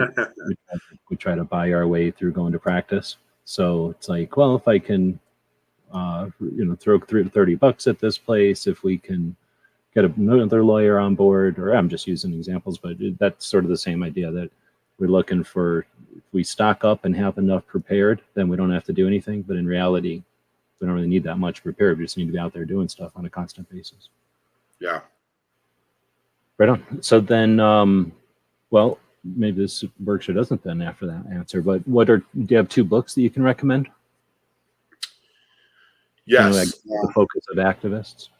Yeah. The first one is, so there's a few different books. Yeah, you don't have to limit it to 2 if you've got more than that. But. Well, I think everybody should look at Jonathan Haidt's work on the 6 moral foundations theory. It's HAIDT. If you just I found that earlier. Which was it? I found his page on Amazon, but which particular? Do you remember the particular book? Oh, it's I can't remember. I apologize. I don't remember the name of it. It's the one that talks about it's the one that talks about the 6 moral foundations. I'll do it. 6 moral foundations theory. But all his work has been really fascinating, particularly that. I think that everyone should read a biography on Gandhi and on Martin Luther King. I think that both of what they did is extremely important to learn about, and how they did it. And then Rules for Radicals. A lot of people are, especially on the right side of the political spectrum, are very they don't like it. They're very skeptical of it. They're very critical of Rules for Radicals, and very few of them have actually read it. I would highly recommend, if you're going to be an activist, read Rules for Radicals, and then apply it to the Second Amendment, because it really is kind of a step-by-step. Here's how you organize and empower people to get something done when it comes to public policy. There's a couple things in there I don't really agree with. There's a couple things in there that are maybe a little more aggressive than I like, but 80% of that book is extremely important and effective. So that's that. So Jonathan Haidt, anything about Martin Luther King's life, anything about Gandhi's life, and then Rules for Radicals. That's what I'd recommend. Right on. Well, I feel good because I've read, except for that John Haidt, who I'd never heard about. I've read the others. So Rules for Radicals is interesting. I'd never thought of it. So I read it as more of like an awareness of the tactics of the opponent. Not so much that I was looking at, but I also was looking at it as looking at the opponent's game plan or whatever playbook. So I didn't think of it as so much like that. I was almost reading it with my holding my nose, as you can imagine, like you just kind of described there. I just wanted to see what it was all about, and I forgot it was years ago. So to me, it was surprising how similar it was to the Obama situation, like the whole campaign and sort of the so many things like were used by the Obama campaign, I guess, or something. So I must have read it a while ago when I had that in my focus still. But and Obama won twice. Oh yeah, I mean that's what I'm saying. Like it worked. I mean, it's almost like they, from what I remember, and there was a couple of us reading it kind of together, and I remember us going, this seems very similar to what actually happened, or like they literally used a lot of these things. And I remember, I think one of the reasons we read it is because people had mentioned that so many of these things are right out of this book. I was going to say with the biographies, I know that sometimes biographies can be weird or crazy. Are there any that just a general biography? I guess it's not like there's any specific type of biography. Both of these guys are so famous that there's probably multiple biographies. Yeah, there's so many. I mean, if you just want to be lazy, just go watch the movies. Okay. Watch the movie Selma about Martin Luther King, and then watch the movie with Ben Kingsley about Gandhi. What they were able to accomplish. I'm not, neither were perfect men. There's certainly some criticism. We're all flawed, but what they were able to do in the arenas that they're famous for was amazing. So the Rules for Radicals, I'll tell you real quick. Years ago, before San Diego County Gun Owners, I was asked to put together a seminar teaching people basically how to become a Second Amendment activist. I did a bunch of research, called a bunch of people, and put together this format, kind of this, outline of what we were going to talk about, and had some guest speakers and that sort of thing. And at the last minute, someone suggested Rules for Radicals, and I hadn't really read it in, I don't know, a couple decades or whatever, and went back and read through it and realized that, 3/4 of what I'd come up with for my seminar was spelled out in Rules for Radicals. And I realized, like you said, it was kind of awareness for the enemy's playbook. But I looked at it through and thought, gosh, these are really good ideas. So that's kind of how I tripped across that. But well, and it's not like that. Was that Saul Alinsky? Is that guy? Yeah, Saul Alinsky. Yeah. It's not like that guy came up with these. He just put a whole bunch of strategies that have been around for as long as probably Art of War or something, right? But he just wrote them on a book together and said, do things with this intent instead of trying to be polite or civilized. He's like, all tactics go, or all tactics apply, or something, right? Yeah, and the other one, by the way, the Confrontational Politics by H.L. Richardson. Confrontational Politics by H.L. Richardson. H.L. Richardson, the guy that started Gun Owners of California. That's right. Gun Owners of California, Gun Owners of America. He wrote a book called Confrontational Politics. Do you know him? No, I know his family. Gun Owners of California was very helpful at the beginning with San Diego. Well, right before we became San Diego County Gun Owners, we did some fundraising and some work with Gun Owners of California, but I don't think I ever met him personally. But that book is excellent.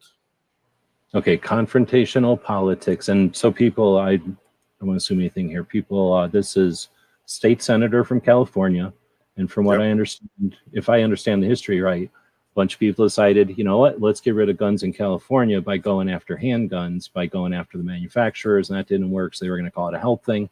they were going after all these different strategies. They went to the assault weapons ban. This H.L. Richardson said, nope, and figured out ways to address that by creating Gun Owners of California. This is my summary. And then that was successful. They started playing around with California stuff at the national level. And then Gun Owners of America created using the same blueprint to prevent same kind of stuff at the national level. And it grew from there. Yeah, this was back in the 70s. So, this predates like NRA, ILA. He really was a pioneer. I mean, NRA was around and they were doing, good things, but they were still really focused on being a training organization. And, H.L. Richardson was really getting into the political side. Great guy from all accounts, great work that he did, but GOA and GOC were, thanks to him. And he's written a few books, but confrontational politics is definitely one that I like a lot. Sam Paredes, who runs Gun Owners California, I hope I get this right. Sam is his son-in-law, and he turned me onto that book. And he's just a wealth of knowledge and an extremely successful Second Amendment guy as well. Him? I do know Sam. He's a great guy, wonderful role model. He's somebody I would truly try to emulate. He lives by your capital, way up north from you. Lives up, close to Sacramento. I just know I've been trying to do charts of everybody, the players. So cool to be able to talk to people who know some of the players in California. So I appreciate that. Another book. So my last question, then we talk Red Dawn. This is the last question I ask everybody, and everybody answers it in a different way. You've got a completely different awareness of the players, and you got your own ideas for strategy. So my question is, you're given, they go to the Gun Rights Policy Conference in a couple of weeks here, where all the gun owners' rights organizations get together and talk strategy, and they go into backroom sessions and whatever, and they figure out, Michael's been doing the most work. We're going to make him the 5-star general at 2A, right? And you're going to have all the resources, all the skill sets of all the different organizations. Everybody's willing to take marching orders with whatever strategy you come up with. I'm going to change it to you're the JED of 2A so that we keep the Red Dawn thing going. But, so you're given command of everything that's on the table right now, all the organizations, players, and resources we've got. What do you do for 5 years and 10 years? Where do you take it? Oh, man. Well, I got to tell you, let me say a few things. First off, I am not arrogant enough to pretend I know better than a lot, all these folks that are running these organizations. I think that what they're doing and how they're doing it is fantastic. So let me just start there. First off, I mean, truly, I think that from my vantage point, we need more organizations like, they're modeled after San Diego County gun owners in more battleground municipalities, like Phoenix and Las Vegas and, some of the battleground cities, where we're fighting city council by city council. So however we can fund those, and get those going. I mean, we have the model. So I think that the model works, and I think it would not be duplicative to have these in more cities. It would just be complementary. It would absolutely help the efforts of people that are working on the state and federal level. So concentrating on that is probably the only thing I have to add. And that's what I'm literally trying to add. And attempting to do more of. I think anybody that's doing anything good for the Second Amendment I'm thankful for, and I'm truly respect everything they're doing. I think that we make, there's a lot of little mistakes that we make, like I talked about earlier, that in ignoring media was a huge problem. That was a mistake. So we make a lot of little mistakes, but in general, I think we're doing really, really well.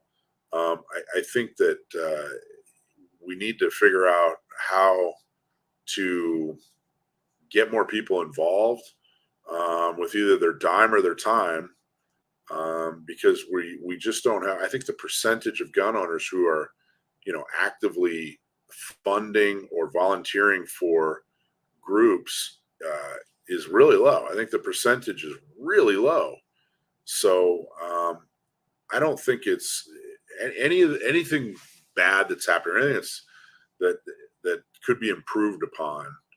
I think it needs to start with just getting more people involved.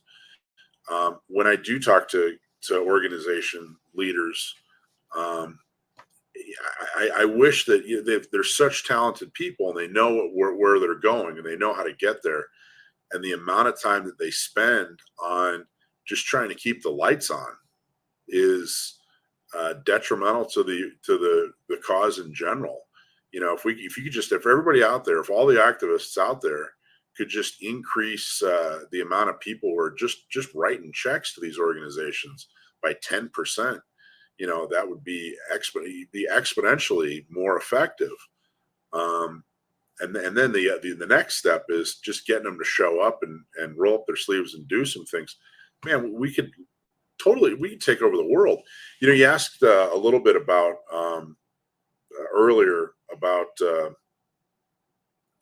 what's the tipping point? How many people have to be involved, or how many gun owners have to be created in California for things to start to get better? I don't know that number. I still don't. I think it's a great question. It's a complicated question. But one of the most important things to know is not everyone has to agree with us. We don't have to get 100% of the population to agree with us in order to be effective. We just have to get 50% plus one, to show up on election day. That's all we got to do. We don't have to get 100% of the people who disagree with us to agree with us. We just have to get more people who agree with us to actually show up. And I think that that's an encouraging thing to know. It's such a daunting task what we're all trying to do. So I think just little tiny things. I think that the plan's in place. I think that the people in place are doing great things. No one's perfect. People have their strengths and weaknesses. I think that we just need more folks involved. We need to increase the amount of people who care about the Second Amendment as much as you and I do. And, again, give their dime and time to something they care about so much. But the people running FPC and GOC and GOA and all these other organizations, I think they're doing a great job, and the plan's in place. And the more time we can give them to work on the plan, and the less time that they have to worry about, like I said, keeping the lights on, the better.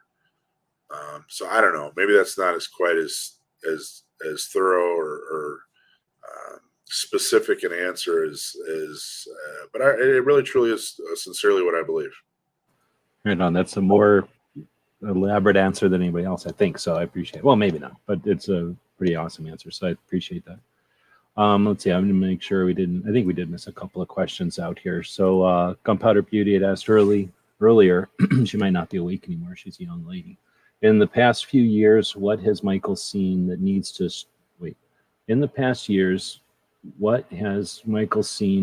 strengthen in citizens in the gun community? Oh, I think involvement. I think we should be unapologetic,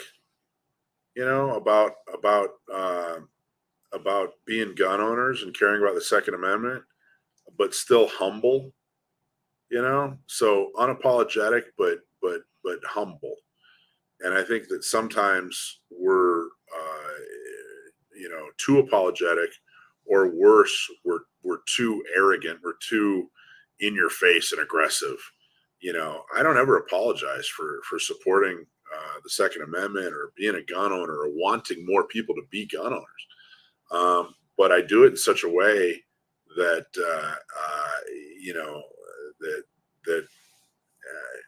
that people would, would support and like and relate to me, hopefully. So I think that would help a lot. So their involvement and just getting involved, like, stop complaining, stop, get off the internet, stop building your 17th AR, get involved in these organizations and be unapologetic but humble. Right on. This is a good way to say it. I mean, I don't want to say don't get your 17th AR or whatever, but the same way that you shuffle in a safe at some point, at some point a gun owner is going to get their first gun. And it's so weird for me. Well, I guess I don't remember from your interviews. Have you been a gun owner your whole life, or you got into it as an adult? Well, I was into it, of course, I was interested as a kid. But I turned 21 and raised enough money, saved enough money to buy a Glock 19, a Mossberg 500, and an AR. Okay, I remember your story now. So you've been around guns for a while now, but again, a lot of people have just gotten into guns recently. And so, making a choice as a 30-plus-year-old adult to purchase firearms is just a totally different world or whatever. So, lost where I was going with that. Talking and typing at the same time. But as far as, I have no idea where I was going with that. So that one went off into a tangent. Gunpowder Beauty also had asked, where is Gun Prom and when? So it's an opportunity to check out Gun Prom again. I know there's more than one. You have one for each of the county organizations? We do. So if you go to gunprom.com, it's got all the Gun Prom information. San Diego has the biggest one. Ours last year is about 750. The year prior is about 1,000 people. That's in San Diego. And next year it's September 16th, I think, I hope. But then Inland Empire is about to have their first in November. And that's going to be in Riverside County. It's actually on an Air Force base at a museum, an air museum. Orange County had theirs back in March at the Orange Hill Restaurant. That was an awesome venue for that. So go to gunprom.com and you get to take your pick. We have one more this year, and then we're going to have 3 next year. And they're a lot of fun. We last year for San Diego, this year I should say, gave away it was 37 guns and a flamethrower. It's a lot of fun. It's really cool. People come in. I really wanted it to be, an important political event, but I also wanted it to be fun, but I didn't want it to be a carnival atmosphere. And I think we continue to strike the right chord there. Everybody has fun. I get a lot of feedback from people. I get a lot of feedback from politicians or people that are involved in politics, and they say, I got to go to a lot of these rubber chicken dinner events, and this is the only one my wife likes to go to. She doesn't want to go to any other one. She wants to go to this one. So we tend to have a lot of fun. It tends to be, a really good time, and I'm very, very proud of that jewel in our crown, Gun Prom. But go to gunprom.com and you can check it out. Is there a national, is there a state level? There's the gun owners of California. Is that considered the gun owners group of California? I know that there's also Cal Guns and there's some others. So is there, Arizona has Arizona Citizens Defense League. We know that that's the annual meeting to go to for Second Amendment. Is there something in California that's the annual meeting that the whole state goes to? Or is Gun Prom not just a surrogate, but a version of that, or the only version of that? Well, I hadn't really thought of it that way, but yeah, I guess it is. I guess it's kind of turning into that. Particularly the San Diego one is like I said, by far the biggest. I'm hoping to get about 1,000 people again this coming up next year. And it was only because of a limitation on capacity, not a interest in the event, that it limited it to 1,000 in 2020, from what I understand, right? Yeah, it was COVID is what happened. California had some goofy law that said you probably got more, in other words, than if you could have gotten an event or a venue with more than 1,000. It's just there was a restriction, artificial restriction on it. Exactly. Yeah, exactly. So, but I think we'll probably keep it in like the 800 to 1,000 range. If it gets much over 1,000, man, it gets really tough to handle. I mean, we're a political organization. We threw this big party and it's just grown every year. And that's great. It's fun. It's a great fundraiser. It's a lot of fun. But, at the end of the day, we're still a political organization. So I think we'll probably keep it around 800 to 1,000 people. But I don't know. We'll never say no if somebody wants to go, and But yeah, well, it's interesting because that's the whole element of just everything in general. Whenever you're going to do anything that succeeds and people start to attend it, you got to deal with scale and size and growth. And at some point, it's no longer the same thing anymore. Pretty soon, it's a concert, and it's not a get together, and it's not a social event anymore. So that makes sense. It is. It's the weirdest thing. When I started doing all this, some of the decisions I've had to make, you just never think like, you have this vision of like, all right, well, I'm going to be on this, whatever. I'm going to be right in this politician's face, and I'm going to say this, and I'm going to do that. And the reality is, you got to decide what shade of blue should be in your logo, and that kind of stuff. Like, well, which brand of T-shirt do you guys want to use for your official T-shirt? And some of these decisions that are made, it's kind of hilarious. It's never anticipated, but gun prom, picking out, what dessert are you going to serve with your core, that kind of stuff. You just never think, but hey, if people are having fun and it gets them involved, we're in. It's definitely a showpiece. It's definitely something that we're proud of, and that it's a lot of fun.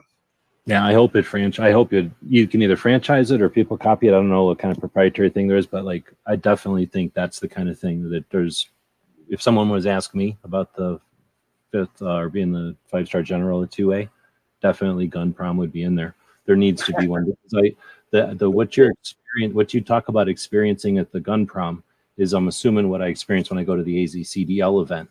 Because well, they do a little bit weirder here because we're in Arizona and it's a lot of old people and they enjoy open carry. So it's the kind of open carry barbecue gun type of thing. I don't know if you do that in California, but so there's a lot of 1911s and chromed revolvers, and nobody's fiddling with them, but it's just that kind of an event where everybody's kind of dressed up, Arizona dressed up, which is just kind of normal. I don't know, probably anyway. So it's probably a little more casual than your prom, but the event is getting a bunch of like-minded people together for some time to just kind of relax and understand and kind of get a sit rep of what's been going on, and just experience time together that isn't at a range or a gun show or some kind of a rally or something. So, it's not politically motivated. It's just to celebrate the year.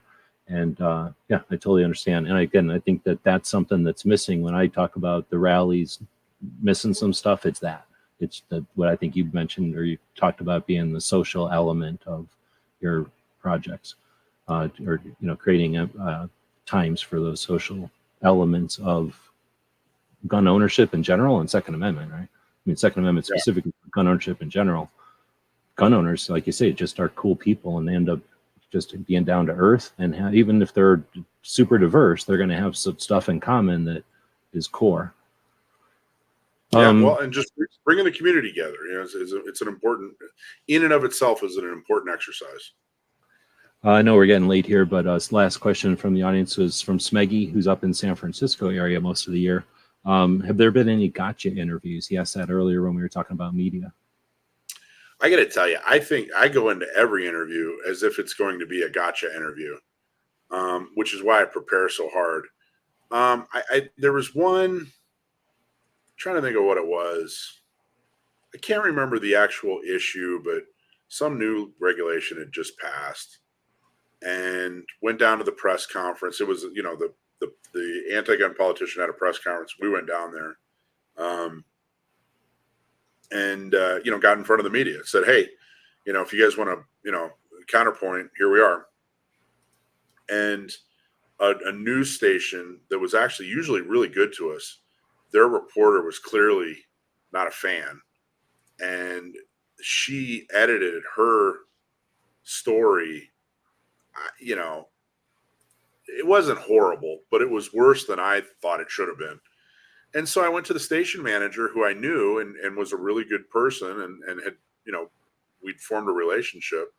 and just kind of, said, hey, come on, this isn't fair, and so instead what they did is they said, well, we can't do anything now. We the video is the video, but rather than putting a couple of quotes in the digital, in the text, they actually printed our entire press release, which was extremely rare. They never do that. So it wasn't, I don't know, it was a little bit of a gotcha, but honestly, I go in so prepared, and again, so unapologetically humble that if there probably were gotcha interviews and they didn't get me. So, but honestly, I found, are they usually like not used to that? So once you don't follow the way they expect you to, they're off guard, and you pretty much can just handle the rest of it because they're not ready for that. Like, or is it? Well, I think if you go in with a certain mentality of just kind of being like, hey, geez, we're just really outstanding people, and look at what they're trying to do to us. It's harder to get that person, right? Okay. But honestly, in all seriousness, in other words, the message itself is slippery. The message itself doesn't leave them any angles to attack. I think, I think that's probably part of it. I think that if you go in with a, with an arrogance, and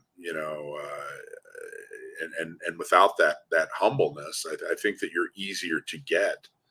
But really, truly, what I've found is that they really just want friction, so I haven't really found a lot of it. And I've done a lot of interviews with a lot of journalists, and I haven't really found that they're necessarily trying to further their own personal narrative. But I have found that they're trying to, make sure that there's friction. So they want to, they interview both sides, and they tell you what the other side says, and they try to get something spicy. And, if you just stay on message and make sure not to get rattled, it's usually, I haven't had a lot of problems. I've had far more successes than things that I'm worried or embarrassed about. Damn, I'm trying not to ask a bunch of questions, but I got two right now. So I appreciate the answer to that question, because that was gold right there. That could be conversations for a whole hour or more. Okay, so no, so I should have wrote them down. Would they work outside? Would your concept work outside of California? And has it been tested? It would absolutely work outside of California. But what's required is, it wouldn't work in an area that's all anti-gun. I try to stay away from conservative, liberal, or Republican, Democrat, or, those kind of labels. I really, truly, so, blue or red, try to stay away from that. If we go into an area, I think if this group or this model, we're in an area that we're, 95% anti-gun, it really wouldn't work. If we went into an area that was 95% pro-gun, it really wouldn't work. There has to be kind of a mixture, a 40-60 or a 50-50 kind of mixture, so that you have, because it really is kind of a carrot and stick, you got to have enough people to be the stick, and you got to have, there has to be enough of a person to get the word out and to be influential. Is that what you mean by enough people to be a stick? Exactly. Yeah. You have to have, there has to be enough people that if you don't go along with us, those people will punish you at the polls, or punish you, as far as PR. So there has to be kind of two sides. If you did go Republican, Democrat, it'd have to be like a purple area, so I don't know if it would work in, most counties in Arizona, but it would definitely work in Maricopa County. Maricopa County is definitely, there needs to be a Maricopa County gun owners. Clark County, where Las Vegas is. It would definitely work in Clark County. Would it work in Philadelphia, downtown Philadelphia?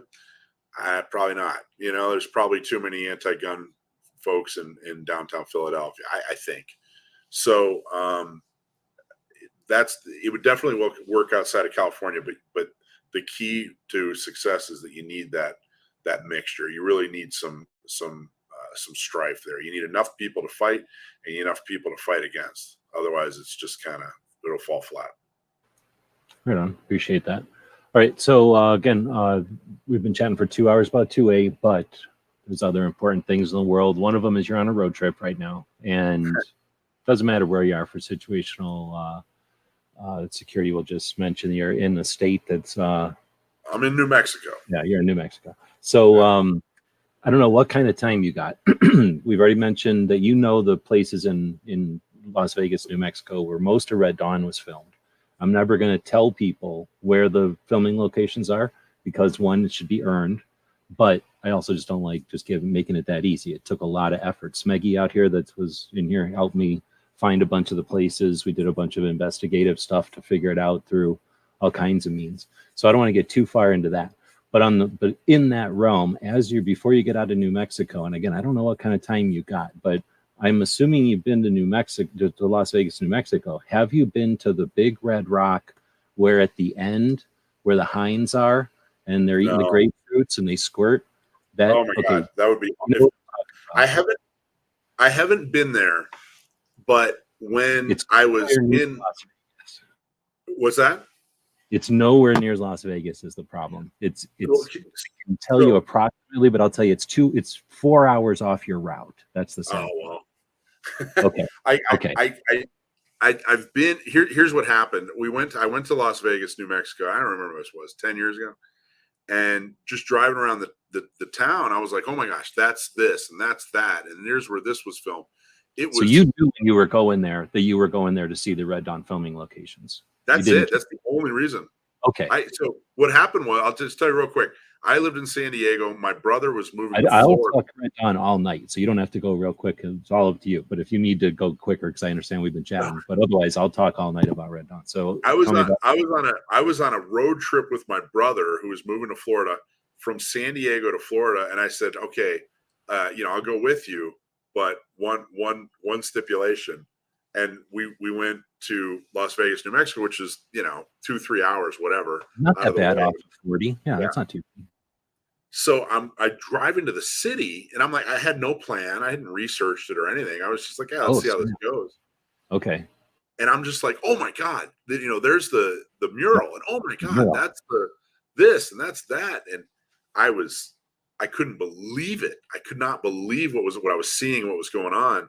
And then we drove a few hours out of Las Vegas, New Mexico, to towards Texas, and I was like, okay, this definitely looks like what you're describing. That end scene, But I didn't actually see the area. Well, it definitely, that area all looks like it. So yeah, I mean, that's obviously where it was all filmed. But if you went from Las Vegas, New Mexico towards Texas, you definitely did not see the rock we're talking about, where the hinds and everything, that final chapter where Robert gets it, right, and Erica grabs the grenade. Okay.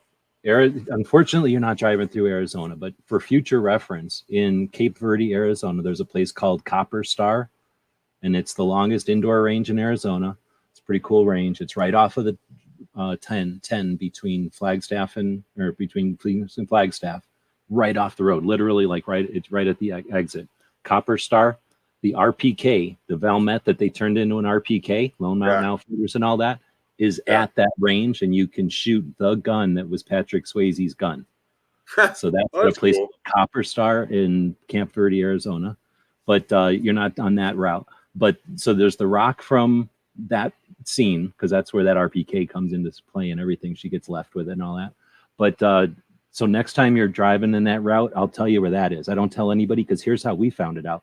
I drive around back whenever I can, kind of in debt from doing this, but I drive around looking at gun shows and gun shops and museums, right? So me and my friend from Canada were driving through that area, going up to The Las Vegas, again, I've probably been there like 5 times because I keep discovering new locations and I go back there to find them, stand on them essentially. I'll usually do this show live from one of the locations. So so we're driving through Santa Fe, which I'm not a big fan of, as I mentioned earlier, from the 2A rallies, because it's a little goofy town and they're not gun friendly. But we stopped in a gun shop there. They only have one gun shop at the time. And it turned out to be a gun shop where they filmed the show Longmire, that television show that was kind of cool at the time. So we were talking to the lady about how they filmed Longmire, and she goes, "What are you guys here for?" And I go, well, we're here to see the Red Dawn, or Red Dawn filming locations. And I didn't know if I wanted to bring it up because I thought I'd look like an idiot or whatever. And she goes, "Oh, and blah, blah, blah." So I got told by a lady who ran a gun shop and shooting range in Santa Fe, New Mexico, where that rock is, right? Sure. She told me where that rock is. So I told her, I'll never tell anybody where that rock is. I'll tell them you have to go to that gun shop and ask her.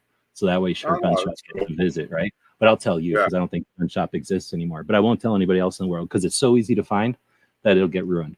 So I don't tell anybody about that. But unfortunately, it's nowhere near where you're at. It's in a different direction and sucks. But in a future trip. So you're going north out of New Mexico from Las Vegas, and you're going to go to Ripon, and you got the NRA Whittingham Center, which is the biggest range we've got in the country. There's the NRA Museum there, which is some rich guy's collection. It's Brownell's, I think, collection. And then there's a library there. So it's worth stopping. You can get some memorabilia or whatever, and it's almost always open. You can drive around the range if you got time. It's 10 minutes off the highway. And then if you fart around on it, it's huge. So it'll probably take you half an hour just to fart around and look at a couple of the ranges, but you could say you've been there, and you'll almost always see antelope. The antelopes don't even care. They'll walk right up to your vehicle. It's kind of neat. Just hang out, say you've been there. It'll probably take you 40 minutes off your trip. So altogether, getting there, hanging out. And if you got to get gas in Raton anyway, it might work out. If not, it's right there all the time. But too many people pass it. Good suggestion. I like it. So the next stop, Colorado Springs, Colorado, Dragon Man's. And you said you had not heard of Dragon Man's, and I said, okay, we're going live, and we're going to talk about this live. So I'm going to bring up my screen share here. I'm going to bring in Sharon. Sharon's going to come in, and I'm going to bring up my screen here. This is the comments from everybody. Well, there's nobody showing up live anymore. We're kind of late. But I've got a place over here. Dragon Man's was started in 1982. He's got 3,000 firearms. This is a private collection. Oh, I know this guy now. I know what you're talking about. Good. I don't think I knew that was the name. Okay. So he's in Colorado Springs. From your route, it'll take you about half an hour, something-ish, to get to him. He's got the largest private museum. It's open to the public. If you're driving by on a Saturday or Sunday, the 17th, if that's anywhere near it, it probably isn't. But next weekend is his machine gun shoot, his 30th annual machine gun shoot. So you're actually going to be driving by, I'm assuming, somewhere in the middle of the week. You could literally drop by and hang out and meet Melissa, his daughter, who runs his gun shop. This is a picture of his gun shop. I'll make these way bigger. I'm doing this tiny little pictures. So he's got this classic picture. I'll link you on the Instagram. And he's got a bunch of just a cool shop. He's a Dragon Man is because of his motorcycle. He does Harley Davidson motorcycle stuff. He's got a huge military vehicle collection. His museum is insane.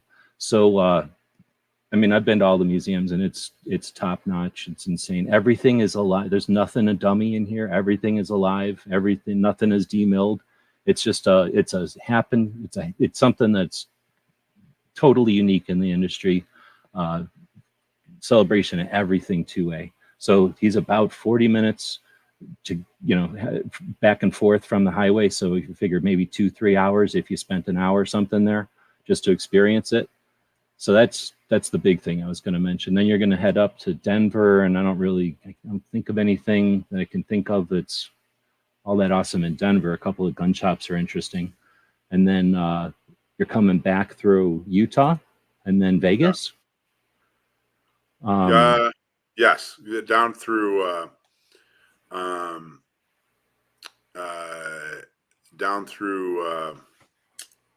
Park City area. Yeah, through Zion. We're going to Zion. Yeah, I don't know what Zion is. So, or no, is that further south than Salt Lake City? Zion's South Utah. Yeah, way south. It's almost. So you're going across. You're not even going all the way up to Denver. Then you're going across before you hit Denver. Right. Okay, then Right. I'll tell you off air about a place that I might know that you might want to check out that does something that's just a manufacturer or whatever. But okay, I can't think of anything else. So except for the stuff in Vegas, which I'm sure you're familiar with, or Yeah. probably familiar with as far as machine gun rentals and stuff. But I'll talk to you off air in a second about some of the stuff in Vegas in case I can help you with a hookup there. But awesome. Again, thank you for joining us. And thanks for doing this, man. This is awesome. Thank you so much.